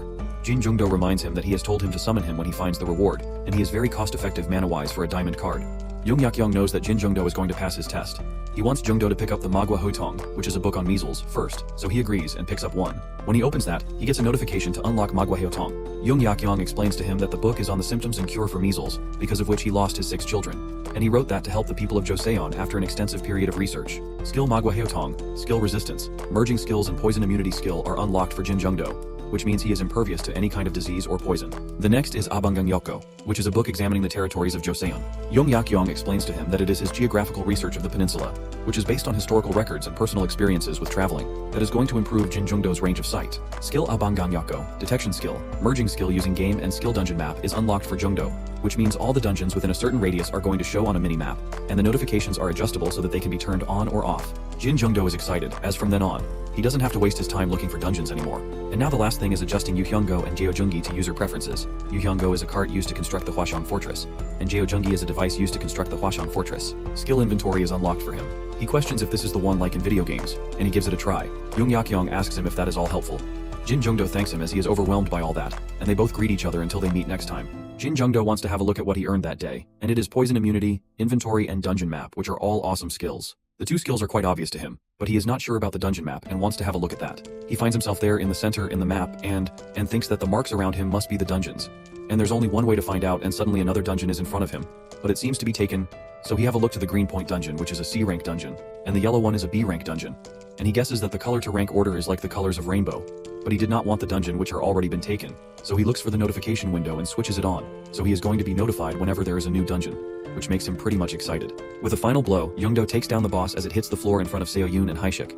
A medium-rate antidote orb drops as a reward. Jungdo thinks that he won't need it since he has poison immunity, but he still grabs it. Haeshik and Seo-yoon both smile with happiness as Seo-yoon states that they cleared this D-rank dungeon like how they cleared the E-rank one, to which Jungdo adds that it's all thanks to them anyway. Just then, Haeshik comes forward and asks if they have any plans for tonight. Both Seo-yoon and Jungdo wait for a second. Then he meekly informs him that there is not much planned, but he figures that he will go hit the training room, to which Seo-yoon also nods in agreement, stating that she would probably do the same. Haeshik then asks them with excitement, then why don't they come over to his place? Because he got his own training room, and he also owns a virtual mana. With a shocked look, Jungdo asks him, aren't there only a handful of mana virtuals around the world? To which Haeshik meekly nods, saying yes. Jungdo starts thinking about how Haeshik bought all the rights to all of the dungeons they cleared, thinking just how rich he really is. Haeshik scratches his neck as he admits that it is a bit embarrassing to tell them, but his brother, who he lives with, is loaded with money. Jungdo hears his confession and nods. Haeshik continues and tells them that when he told his brother about him and Seo-yoon, he said that he really wanted to meet them in person. Jungdo looks at Seo-yoon as she nods. Then he turns at Haeshik, giving him a smile. He adds, in that case, it would be nice to meet his family as the leader of this team. Haeshik claps in excitement as he states that he will have a car ready as soon as they get out of this dungeon. They all sit comfortably in a limousine arranged by Haeshik. As they reach their destination, Jungdo looks at a huge apartment building with countless floors. He asks Haeshik if his apartment is in this building, and Haeshik nonchalantly replies that, in fact, this entire building is his. They get on the elevator as Jungdo starts wondering what his brother could do for a living to afford all of this. They reach the penthouse, and as the elevator stops, a young man with striking blonde locks just like Haeshik's comes approaching them. He greets them with a smile and claims that it's nice to finally meet them. At last he introduces himself, stating that he is Haeshik's brother, Kang Haejun. Just as Jungdo bows at him to introduce himself in return, the realization settles in as his eyes flash with excitement, thinking of Haejun as one of the only 8 SS-Rank users in the world. Jungdo turns back at Haeshik, who is just smiling at him, and inquires, why didn't he tell him about his brother sooner? Haeshik replies that Haejun didn't want them to feel uncomfortable. Jungdo, still in shock, replies that Haejun is still an SS-Rank user. Haejun just looks at Jungdo for a while as he speaks, and Jungdo looks very familiar to him. Jungdo instantly goes into a fight-or-flight mode, thinking about where Haejun could possibly have seen him. Haejun comes in front of him and suddenly beams with excitement as he asks, isn't Jungdo the pro gamer who went by the name Rightway? Then he holds his hands, barely containing his excitement. Jungdo asks him how he knew about that, and it was during his gamer days. To which Haejun just yells even more, exclaiming that he was such a big fan of him and calls him Mr. Rightway. Haeshik looks at the scene as he questions it, but Seo-yoon just looks even more proud and states that she can see his brother is a man of good taste. Haejun then invites them to sit and relax in the living room and serves them tea, cupcakes, and more sweet delights. Haejun states that he still remembers how Rightway took out his opponent with a single combo in the 3rd game of the 2020 spring season finals. Then Seo-yoon adds with even more excitement, saying that game was legendary, but she thinks he was at his best during the 2021 summer season. Haejun adds that yes, his winning rate was unprecedented, and it was a shame how he lost the finals, although he was so close. And Jungdo just sits there with his head down in sheer embarrassment. Haeshik asks him what they are talking about and if he was a professional fighter or something. Jungdo replies with a blush that he used to be a pro gamer when he was young and that it's nothing big. Just then, on cue, Haejun springs from his seat as he angrily asks what he means by nothing big.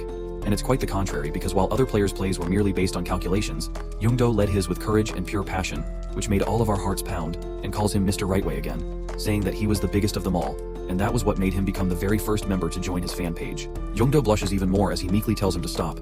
Just then, Seo-yoon springs from her position as she claims that she is the one who created that fan page. Jungdo yells at them to stop finally. Seo-yoon looks at the clock, saying that she has to head out now. Haeshik tells them that he will get a cab for her. That leaves only Haejun and Jungdo alone. Haejun suddenly bows at him, saying that he forgot to thank him for saving his brother's life. He waves his hand in embarrassment, saying that he was lucky to do so. Haejun looks at him as he praises that Jungdo has such a humble character, and he will make sure to train Haeshik so that he doesn't get in his way. Jungdo thinks that he still can't believe that he is talking to a SS-Rank user, and wonders what his stats would look like. He moves forward with his idea, as all the necessary information comes in front of him about Haejun. Suddenly Jungdo looks at Haejun having talent, game at level 3. Just then a notification appears stating that communication level 3 has detected game level 3, and talent communication starts forcefully sinking at level 2. Jungdo feels like he is on fire as energy starts rushing through him. He wonders that what is going on. Just then Machina appears in front of her as she greets him with a smile. She tells him that she has paused time to talk to him for a moment. He glances at Haejun and finds him still. She starts saying that thank goodness she came on time and she had come just a second late. He would be in pieces right now. Jungdo looks at her with shock and asks if she is talking about his body turning in pieces. To make Jungdo's confusion go away, Machina begins explaining to him that his level 3 talent, communication, is forcing his level 2 talent to level up. And this makes Jungdo's eyes widen in shock as he asks her in confusion if she means that his talent is about to level up, and if it is not supposed to be a good thing. To this, Machina answers him that a talent is like the fate that binds one from their birth to death. And when such an important change occurs, it might change the person's life completely and forever, usually to the extent a normal human being's body could never take. Jungdo gets scared at the information, whereas Machina takes out a shining crystal necklace, telling him that this is why she has come to give him this, and it makes Jungdo's eyes shine in astonishment. She then describes the necklace to him. that it will prevent his body from being destroyed during the synchronization process, and it also has a small luck boost. Jungdo gets really mesmerized by the necklace's attributes, and immediately puts it on himself with anxiousness, asking her if he put it on right, to which she confirms by adding that he will not have to worry about it being cut off or stolen, because it has been enchanted. At last, Makina bows to him and asks him to please keep it on him for now, as she will go back and look for a safer way for him to level up, and with that, she disappears back again. As soon as she goes away, the time resumes, and continuing his conversation, Haejun exclaims in glee that he must say he is having the best day of his life as Jungdo's fan. Jungdo then tells him that he bets Haejun is a really good gamer himself, and thinks that of course he is, since Haejun's game talent is at level 3. Jungdo then asks him if he has ever considered going pro, which makes Haejun even more impressed by Jungdo, and wonders if maybe professionals do recognize gamers when they see one. He then replies that he does enjoy playing games himself, but not as much as he enjoys watching people play games. For example, he is playing through an RPG game these days that is just painfully boring. Jungdo laughs at it and tells Haejun that at least he is an SS-Rank user, to which Haejun laughs as well, saying he guesses there is a difference between being good at something and enjoying it, so Jungdo agrees. Meanwhile, Haeshik comes back after seeing off Seoyun and looks at the two in surprise as they have gotten along quite well. At night, when Jungdo uses the connection gacha, Liu Shan is also present with him when Jungdo exclaims his happiness on getting 2 golden cards in a row. On being so lucky, he kisses his necklace, saying that this necklace is doing its job, whereas Liu Shan gets angry and yells, asking what about his contribution of luck, as he certainly did better than a necklace. When Liu Shan insists so, Jungdo grabs him jokingly and tries kissing him, saying that alright, here is a thank you kiss for him too, which Liu Shan rather resists disgustingly. Suddenly a gacha, a lady with the lamp nightingale appears and proposes to them that she hopes she is not disturbing them two during their private time. So Jungdo throws Liu Shan back in the air and runs to her, telling her that it is nothing like that. He then observes her and realizes that her nursing skills will be of great use in emergencies, and her mana consumption is also very low, so he won't have trouble summoning her with his mana either. Jungdo then excitedly stares at his status window, saying that he feels a jackpot is in store for him tonight, and adds that he does not have any more mana for the draw of fate. However, he suddenly jumps in happiness, saying that it does not matter since he can now purchase it away as he does so, and his strength decreases by 1 for purchasing. He turns to Liu Shan and tells him that he trusts Liu Shan has got his back, to which Liu Shan agrees nervously due to pressure. Another gacha flies in the air while Jungdo yells in excitement. However, once again, Liu Shan Gongxi strengthens by 3, and his level increases. Jungdo grits his teeth in annoyance, to which Liu Shan reminds him about why he is so disappointed since Jungdo's stats also increase when he levels up. Upon realizing it, Jungdo notices his increased stats in the status window, and nervously laughing, he points at the information gacha while apologizing to Liu Shan, and states to, let's do that free information draw and call it a day. The information capsules rattle inside, and 1 purple capsule falls, which looks dangerous, and even when it displays the information, its window is red. Jungdo's eyes widen, and he exclaims in shock after reading the information, and instantly sprints away. When Liu Shan looks at the information, it is a danger alert informing that Seo Sang-hee will be caught in a life-threatening situation in 3 hours. Sang-hee is at her workplace, where a man informs her that someone broke into Sung Dong-hak's cell and murdered him. Moreover, there is no evidence found on site, and the security footage was deleted, so they believe that it was an inside job. Sang-hee gets seriously worried about the situation, and thinks that the culprit must be a very influential person within the association to be this bold. As she thinks about what she should do to find the person out, the telephone rings. Putting it on speaker, the person on the other side reminds her that it is time for the regular patrol around that A-rank dungeon. She quickly puts on her coat and strides away, telling the man standing there to let's talk about this after she gets back.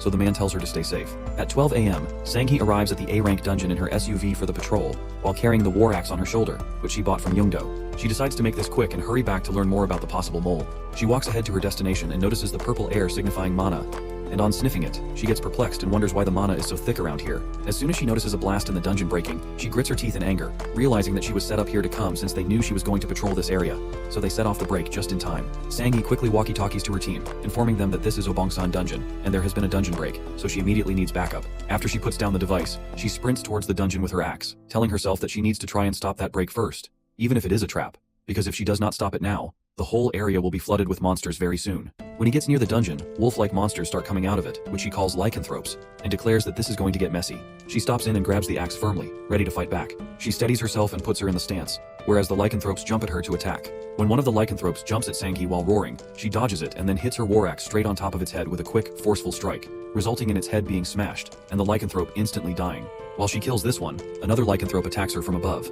However, she successfully dodges this one, and realizes that they are trying to attack her while she is busy battling one of their own. 3 of them surround Sang-hee in a circle, so she firms her grip on the axe. As all 3 of them attack her simultaneously, she picks up the axe and swings it around, slicing their bodies in 2. However, they are not completely gone yet, as another one stands at a distance from her and growls. When she notices this one, she channels her anger once more and hits the axe on its head with so much force that its head slams into the ground. Now that she is done with these smaller ones, she hears a louder and heavier growl, and turning towards it, she remarks, looking at him, that here comes the main event, as he is the boss of the rest. He is quite taller compared to the rest, almost double their height.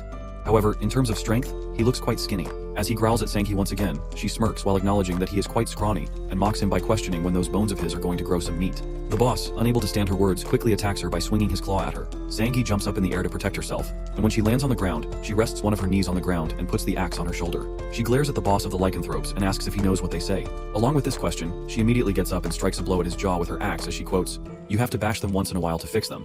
The boss of the lycanthropes growls in agony, and with a final hit to his brain, she kills him completely. The boss lies beside her with the axe pierced into his skull, while Sankey pants tiredly, trying to hold herself up. She wipes the sweat off her face and declares that it was close when suddenly she hears the sound of a clap and a person calling her assassination. Bravo! Sankey stands straight and looks up to find that she is surrounded by several men wearing armor and cloaks, which completely cover their bodies and heads, and in addition, they all wear masks to cover their faces. The one who clapped appreciates her, exclaiming, "Great job," and adding that no wonder people call her the guardian of the association. She looks around as they keep swarming in from behind the woods, so she grits her teeth in anger and grabs the axe firmly, saying that she should have known that the Karma Guild was behind this, and curses them.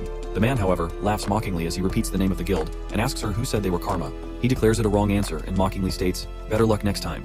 The man's eyes can be seen squinting through the holes in his mask as he informs them that they are just a small fringe group that got together to kill Seo Sankey because they hate her so much. With that, the man quickly takes out a sharp dagger. Sankey thinks it is too bad, but thinks that first she should buy some time before backup arrives. When suddenly, the man interrupts her thoughts by guessing that she is expecting backup and states that just so she knows, they are not coming. Sankey is stunned at his words, while he dangles a walkie-talkie in front of her, which was supposed to be with someone on her team. The man tells her to see that they also have some friends in the association who want her dead. All of those men start laughing at her mockingly as the man taunts her that she should have known better than to go around trying to be some sort of superhero. And then another man asks while giggling if they are getting started or what. When the man states boastfully that she should have known her place as no one is going to help her now, he suddenly stops mid-sentence abruptly because the front of his body is pierced, and he groans in pain. The person who slashed his body is none other than Jungdo, who then confidently claims that he said anything about superheroes since you do not need to be one to save a friend. As the man falls to the ground, Jungdo slashes him again with his sword to make sure he is dead. When the other men look at Jungdo, they are shocked to see him there and ask him who he is. However, instead of answering them, he floats in the air with his sword and kills some men using the sword's exclusive skill. He lands directly by Sankey's side and asks her if she is alright, while she is equally shocked to see Jungdo here, just like the other men are. Jungdo thanks goodness that he made it in time while realizing that since it is past midnight, the mana he spent on draws has replenished. When Sankey asks him how he is here, he replies that what matters right now is that he is here to save her, and promises to tell her more about it after they make it out of this, so she agrees. Jungdo then looks around to analyze the situation, and reveals to her that he sees what is going on here since the break seems to have stopped. They should focus on getting out of here rather than waste their energy fighting these goons. When he says so, Sankey informs him that it will not be easy because these men range from C rank to A rank, and they are fixated on killing her. When Juga Huimei of the Zhug family, who is summoned this time by Jungdo, listens to what Sankey tells her, she gets scared and asks to confirm if all these people here are first to second class warriors, and tries to run away, flapping her hand as she asks Jungdo why they ever decided to come here. After being informed, Jungdo looks at the men and realizes that things do not look good right now, and Sankey seems exhausted already, while he thinks that he drew whatever cards he could draw from the 10th rare or above draw of fate, and got Juga Huimei. But he is not sure if he can take on this many people with her. Sankey apologizes to Jungdo, saying that she does not know how he ended up here, but maybe it would have been better if, but before she can complete her sentence, he cuts her off and says that if there is one thing he wishes to hear from her right now, then it is thank you rather than I'm sorry, and that too after they get out of here. He assures her not to worry by telling her that he brought a secret weapon that could help them. The men start murmuring around, asking about Jungdo, who he is, and if they did not block Sankey's radio to keep out any backup from the association, while another man suspects that there must be a spy among them, just like what the leader said. Suddenly, another man enters from behind them, dressed the same as them all except for not having his hair covered, so his red hair can be seen. He orders the men to shut up and looks at the fallen men whom Jungdo killed. The man, who looks like their head, claims that Jungdo just killed 4 B-rank assassins, as if it was nothing. Therefore, he concludes that they have to consider Jungdo as at least an S-rank user as they carry out their plan. All at once, all of the men start running around Jungdo and Sankey to find the best moment to attack them, while Jungdo alerts Sankey to get ready since they are coming. One of their men runs towards Jungdo, and just as he prepares himself, he sees that the rest of the men have launched several arrows towards them. When Jungdo notices this, his eyes widen in shock as he is puzzled by those men's actions since their own men are also within the range of the target, and will probably get hurt. Despite the confusion, Jungdo yells at Sankey to look out and covers her instantly, while most of the arrows hit their own man with the dagger, and he dies on the spot, falling to the ground as their leader watches. Jin Jungdo stands firm, gripping his sword tightly as he looks at the fanatics before him. Seo Sankey is on the ground, breathing heavily, struggling to keep up with the fight. Jin stands there, finding those men crazy and asking them if they don't care about the safety of their partners. By hearing the word partner, they all burst into laughter, revealing that their sacrifice would be an honor as they stomp their leg on one of their men, adding that as long as it helps manifest his will in this world, they are sure he would gladly give his life for such a noble purpose. Jin Jungdo tightens his grip on the sword as the urge of mana erupts from his sword, saying that this is exactly why he hates trying to reason with fanatics. As mana surges from the sword, slicing the fanatics that come in Jin's way, Jin guides Seo Sanghi that he will lead the way and she should follow him. He is sure they could break through their formation if they keep attacking in this direction they are right now. A fanatic comes near Sanghi to attack her, but before he could, Jin, with his extraordinary sword skills, attacks that person, but the person casts his spell on Jin. However, Sanghi comes at the exact moment killing that guy. Two fanatics come from behind to kill Jin, though he is unaware of it because his whole focus is on the guy Sanghi is killing right now, but Zhu Guimei warns Jin about those two guys behind him. Jin Jungdo twists his body and rolls backward in the air, rising high over the heads of the two attackers. As he flips over those two attackers, he swings the sword, cutting them down before he even lands on the ground. Sanghi is impressed, as he seems very light on his feet, so she asks him if he has been taking up gymnastics, and Jin informs her that he has been reading up on wuxia novels a lot lately. Suddenly they see an opening. They can finally break free, but before they can reach the opening, more fanatics appear, surrounding them from every side. One of them, the captain, asks them if Jin really thought he could get away from them by resorting to petty magic tricks. The captain threatens him that it is best that he gives up getting out of here alive. Zhu Guimei informs Jin that he is the captain in charge here. Jin thinks if he has their head, then he is exactly what he should go for. He asks Seo to hold the fort as he is going straight for their leader. As he moves forward, the light step skill activates. He appears right in front of the captain, his sword aiming directly at him. The captain angrily questions his people about what they are staring at and says they should help him, as he is holding back. And this is their chance to kill him. Jin uses his skill, Flowing Cloud Steps, as those guys try attacking him to defend himself. And as soon as he defends himself, he uses another skill, Flowing Cloud Sword, to kill the captain. But the captain is more skillful than Jin thought, and defends himself with his weapon. The captain notices Jin being tired and much weaker than a while ago. He taunts Jin, asking how he is going to kill him in time and save Sanghi when his arms are shaking like that. His attention shifts to Sanghi, who is struggling right now, and one of the fanatics is going to kill her. So Jin ignores the captain by pushing him on the ground and runs towards Sanghi, killing the fanatic who was about to kill Sanghi. Jin then helps Sanghi to stand up and apologizes to her as he couldn't take out their leader yet. Sanghi assures that it is fine, taking the blame that she should have done a better job of stalling them to buy him some time. Meanwhile, Zhu Guimei warns Jin that she is running out of time here and reminds him that he knows what he has to do. When Jin turns around, he notices a team of fanatics with the captain, all armed, ready to kill both of them. One of them asks his captain if he should just kill both of them right away, but the captain tells him that there is no rush, as they have all the time they need. He decides that whatever tricks Jin has up his sleeve, they will squeeze them out and break them one by one, before destroying him once and for all. Jin smirks, knowing there is only one way out, and then he loads Liu Shan. As soon as he appears, he asks Jin if trouble came looking for him, or if it is the other way around. He teases Jin that every day is a nightmare with him. Jin smirks, and then requests that he remember to think up the strongest warrior that he knows of. Liu Shan is confused, but before he could ask the reason, Jin uses the combined draw skill, showing the targets are Zhang Fei and Liu Shan. A warrior that has ties with both Zhang Fei and Liu Shan would most likely be from the state of Shu. Also, he is trying to protect someone from the enemy that surrounds them, so in this condition, it has to be one person. While using the connection Gacha, Jin smirks, asking that warrior to come to him. Now Jin uses the confirmed Gacha skill. Though all the fanatics are in shock wondering what that is, as all of it looks dangerous. Them being frightened is evident on their faces. The captain orders his people to keep away and fire with everything that they have got. They all use their skills, and with the arrowhead, they fire the fireballs. Sanghi knows she can't dodge all of these, so she will have to cover her vital points at the least. However, the arrows are blocked by Jin, making the fanatics stunned, as it is impossible to block this many arrows in one go. The system informs them that the king of all weapons has successfully restored an ancient weapon, Long Dan, and received a long-range attack boost to the user's stats. Jin Jungdo, who is at level 99, has summoned Ali Zhaoyun Zilong. Jin turns around and smirks, assuring he cannot touch him as Jin has got him covered. The skill Safeguard level 2 has activated, which has boosted up stats for battles fought to protect someone. The captain questions the fanatic on what they all are afraid of, as they outnumber them by far. The fanatics get motivated by this and run towards Jin, but Jin is already ready with his weapon, knowing that the best defense is offense. So before they could run towards him to attack him, he rushes towards them too, slicing the fanatics in half who came in the way. Zhao Yunzilong is guiding the weapon and has cast the spell in the air by the weapon, which is making the fanatic's body go out of control. They all are floating in the air, and suddenly a flash of light strikes from the sword. When the thick smoke clears the environment, most of the fanatics are on the ground, dead, while the ground is fully cracked. The captain and some other fanatics are scared to death, wondering how they will beat a monster like him as he is out of their league. The captain tells them to shut up because they have to follow the master's order, which is much more important than their petty lives. He casts the magic circle spell on Sanghi, informing everyone their target is Sanghi, and the master is watching them right now. Though, Jin comes in between, carrying Sanghi on his shoulder, saying a sword would be best handed for single-handed combat. That is when he equips the sword of Qingjian, which makes chances small of ignoring the opponent's defense. As Jin runs while carrying Sanghi, he kills everyone coming in his way with his sword. Although he realizes that these fanatics are not humans anymore, and that is for sure. Zhao Yunzilong shares his point of view that from what he has observed, they are strangely obsessed with attacking the woman, suggesting Jin throw the woman up in the air so that they are led away. Before throwing her in the air, Jin assures Sanghi that it is going to be a little scary, but she has to trust him on this. Sanghi has no idea what he is talking about as confusing expressions spread on her face, but in an instant, he throws her in the air, promising her to catch her. When the Fanati looks up in the sky to catch her, Jin's expression darkens as he is going to slit their throat just like that. Jin, as planned, killed every fanatic looking up. Zhao Yunzilong praises him for his good work and then guides Jin to stick to a position where Seo Sang-hee will fall. And when Jin catches her, Zhao Yunzilong takes leave and disappears. Jin asks Sang-hee if she feels okay as she is groaning and stretching herself. Sang-hee assures him she is fine, but she did not feel great. However, the system informs him that he has obtained rewards. Sang-hee stares at him with an annoyed expression as her body hurts, but Jin tells her to look at the bright side that they got rid of them all. Sang-hee then smiles, praising his skills that are simply beyond belief.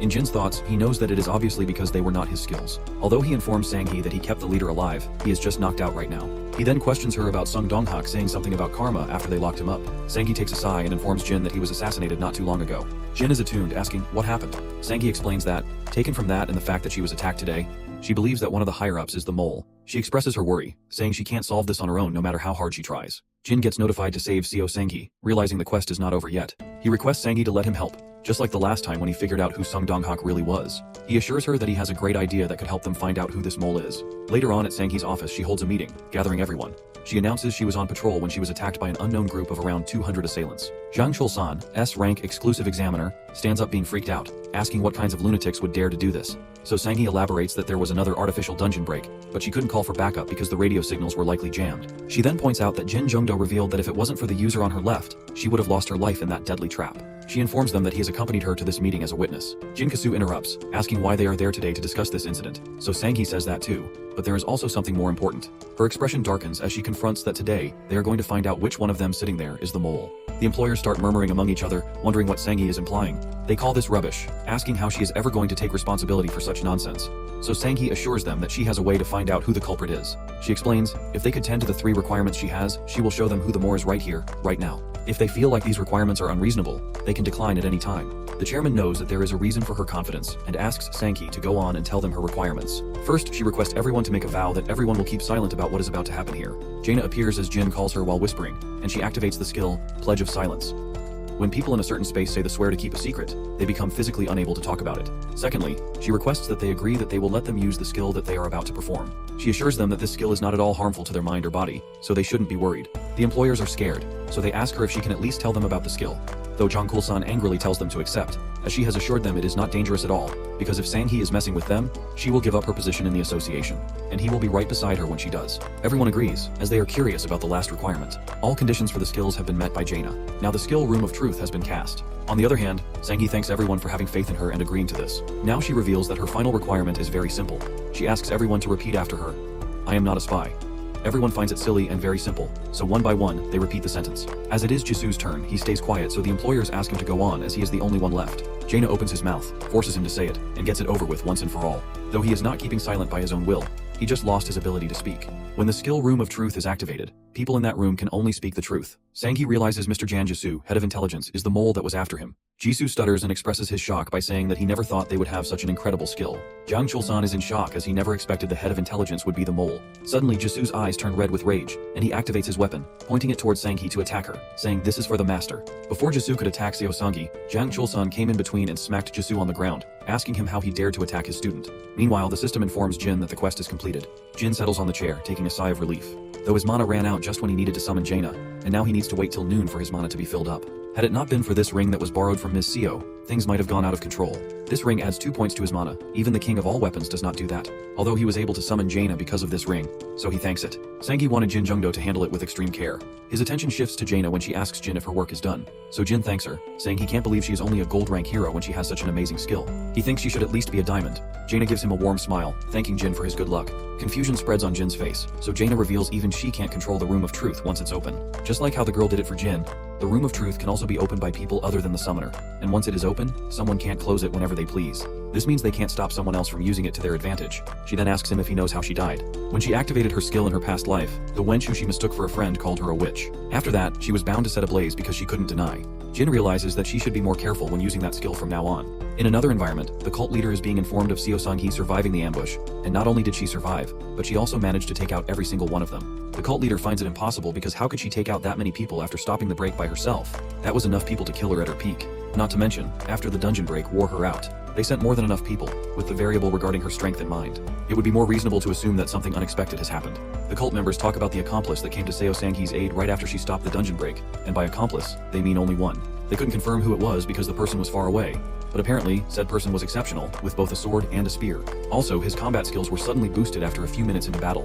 The cult members are aware that there is only one person whose skills are well over S rank or higher, and has all those attributes combined, Kang Haejin. One of the cult members says that he thought Kang Haejin always acted alone, never actually belonging to any group. This operation was classified, so the information couldn't have been leaked. The other cult members find it unbelievable, wondering if he just happened to be hiking at the Obongsan at the right time or something. The cult leader does not find this a coincidence, as he thought the law of causation was in his favor. His face turns crimson red, saying he will not tolerate anyone who dares to doubt his will. One of the female members tells everyone to forget what has happened, as she is more curious to find out how Seo Sang-hee is going to take care of this incident, and asks if there is any possibility that the one who was captured ratted them out. The cult leader says that the mark of the blood soldiers has been activated, which means he lost his mind completely. They wouldn't have gotten anything useful for him, and revealing the mark to them is a failure in itself.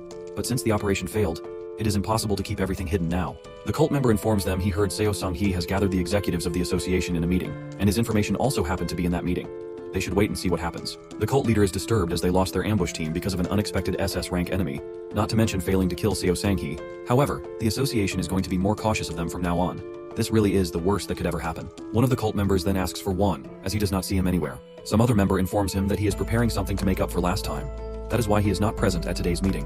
One at another place has found out with his sources about the accomplice that came to Seo Sang-hee's aid right after she stopped the dungeon break, Jin Jungdo. One's aim is to make him pay for this with his life. Meanwhile, the chairman of the Sang-hee's firm sits with Jin at his office, confronting him. He knows that the Room of Truth was his skill and not Sang-hee's. Jin knew someone would notice. As it is well known, a user's skill is highly influenced by their talents. It is not that difficult to notice that a skill like the Room of Truth does not suit an axe-wielding warrior like Seo Sang-hee. The chairman says that nevertheless, his skill kept Sang-hee safe and helped them find the Mole Association. So he bows down, sincerely thanking Jin on behalf of the association, asking how he should repay him.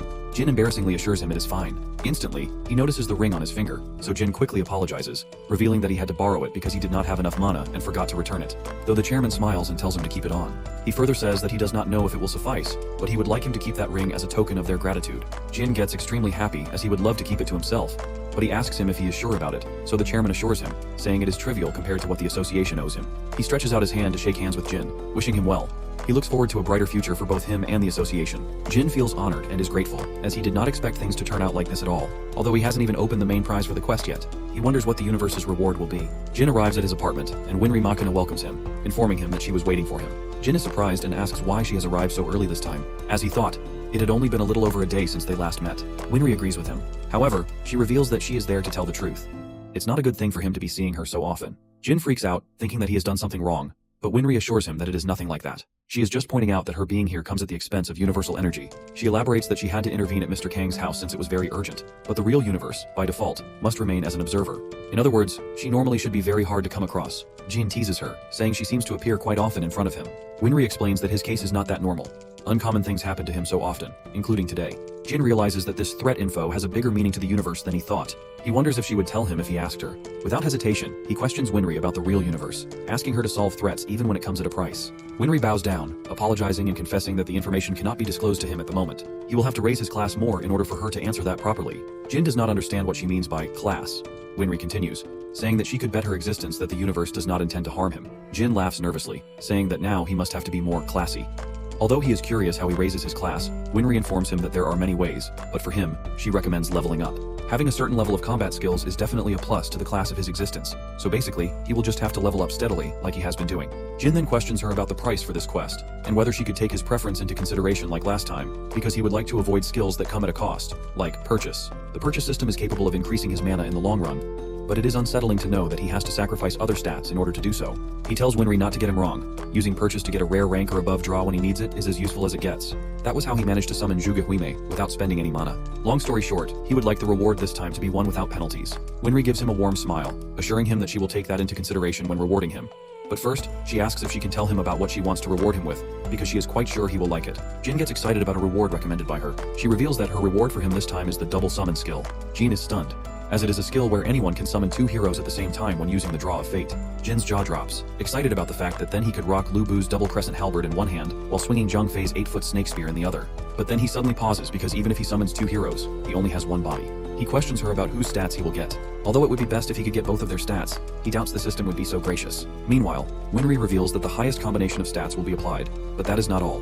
he will be getting all the talents from both heroes. For example, if a hero has level 2 sword mastery and level 1 spear mastery, while another hero has level 2 bow mastery and level 1 spear mastery, what he'd get would be level 2 sword mastery, level 2 bow mastery, and level 1 spear mastery. The same goes for skills as well. Jin's eyes widen as he realizes that it means if the talents or skills don't double up, he will get everything that the heroes have to offer regardless of the number of skills.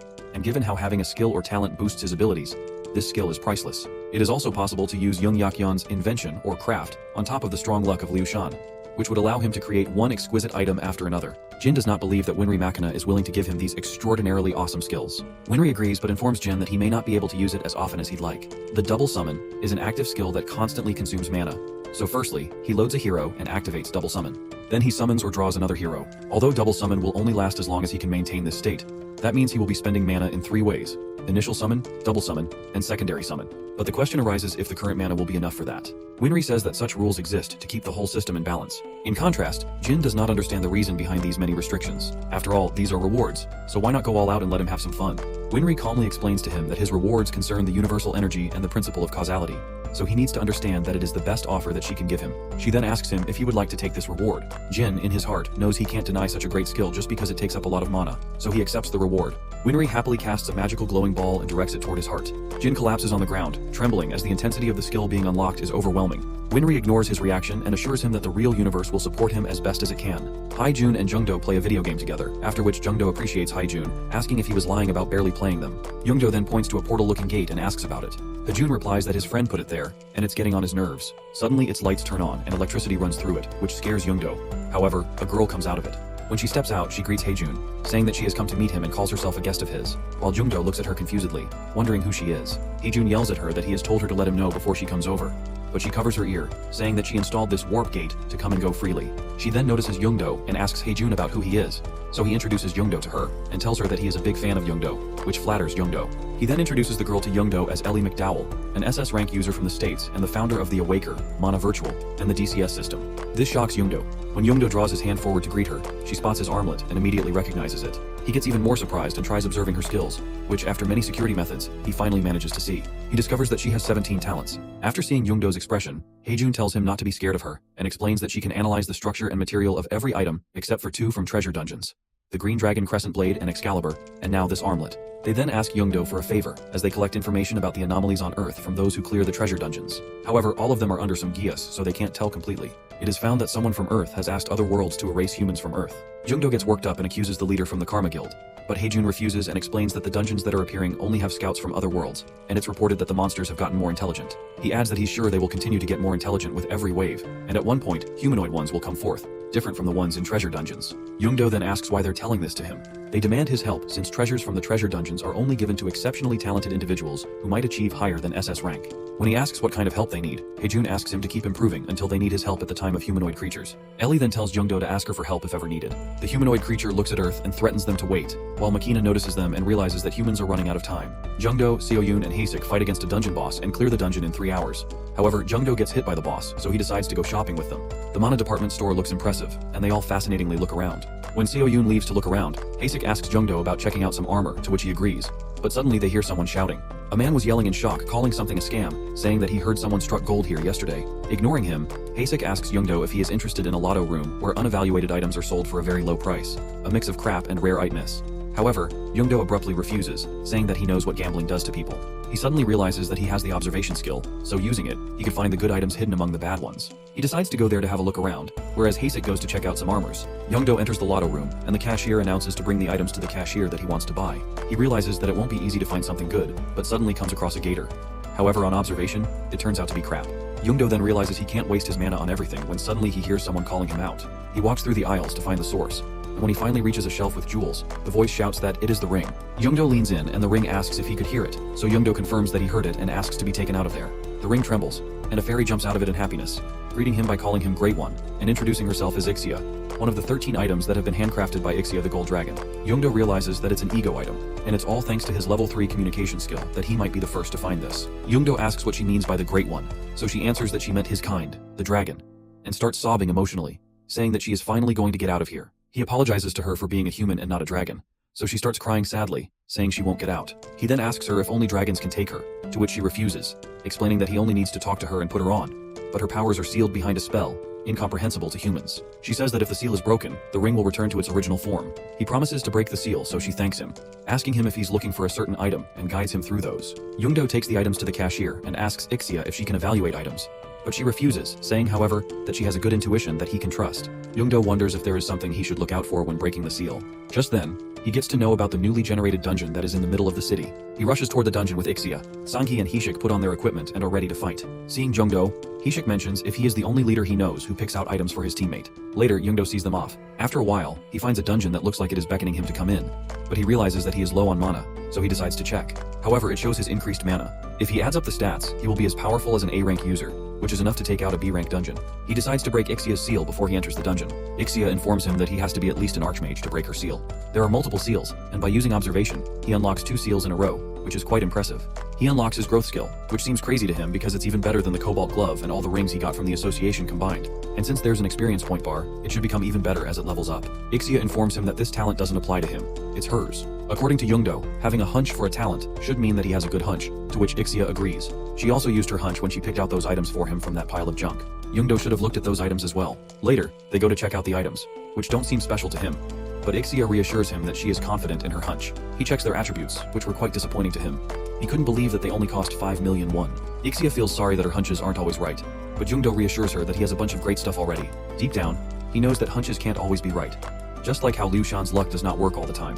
He is sure she will get much more accurate once that progress bar is filled up. After a while, when they are about to get into the dungeon, Ixia warns him that he must be careful, to which he agrees. As soon as he steps into the dungeon, a goblin attacks him, which he slaughters right away. He realizes that Ixia was right about him being careful. Just then, a bunch of goblins appears, and he decides to use some of the skills he learned this time. He casts his Tiger Strike move on them and clears them all in an instant. Jungdo loves how powerful that move was. Ixia comments, "What a waste," and asks Jungdo if she can eat the leftovers on the ground over there. Ixia digs in and eats all of them. She cries because she finds the taste so good. Jungdo finds it impressive how she eats them, and then he decides to check the X bar to see if it has changed anything. The XP increases, not much but a bit. Ixia mentions that once her XP bar is full, the 3rd seal will be broken, and she will be able to help him out even more efficiently after that. Jungdo adds that if that's the case, he will get her all the corpses if she wants to eat, which makes Ixia excited. Later, Jungdo hunts more of those goblins and cuts them into small pieces so that it's easier for Ixia to eat. They have a long way to go, so Jungdo suggests making sure she chews thoroughly when she eats them.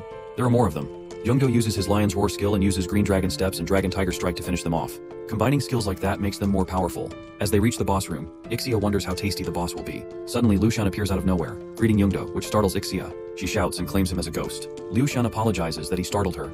Then he introduces himself to her as the Emperor of Shu Han, while Jungdo is displeased with his introduction, referring to him as a ruler who led his country to ruin in 2 generations. When Ixia learns about him, she gets excited and wonders if that means he is even higher than a king. She wonders where Shu Han is located, at which Jungdo grins. Liu Shan gets nervous and hesitantly turns to Jungdo, snapping at him. Let's get to doing his drawings, for which he calls him out. Ixia gets excited hearing about the drawing game that she is good at. Jungdo asks Ixia that he is going to start drawing now, so just let him know when she gets that hunch of hers. As he clicks on the Draw of Fate, a golden card appears on the first try. Ixia shouts in pride that her hunch is accurate, while Liu Shan claims that it could be because of his strong luck as well. Jin Jungdo's summoned ally is Tristan, level 80. Now he is ready to go.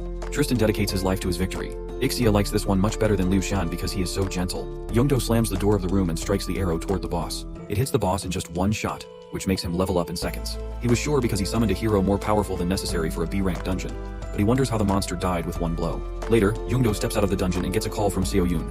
He picks up the call and yells her name in shock.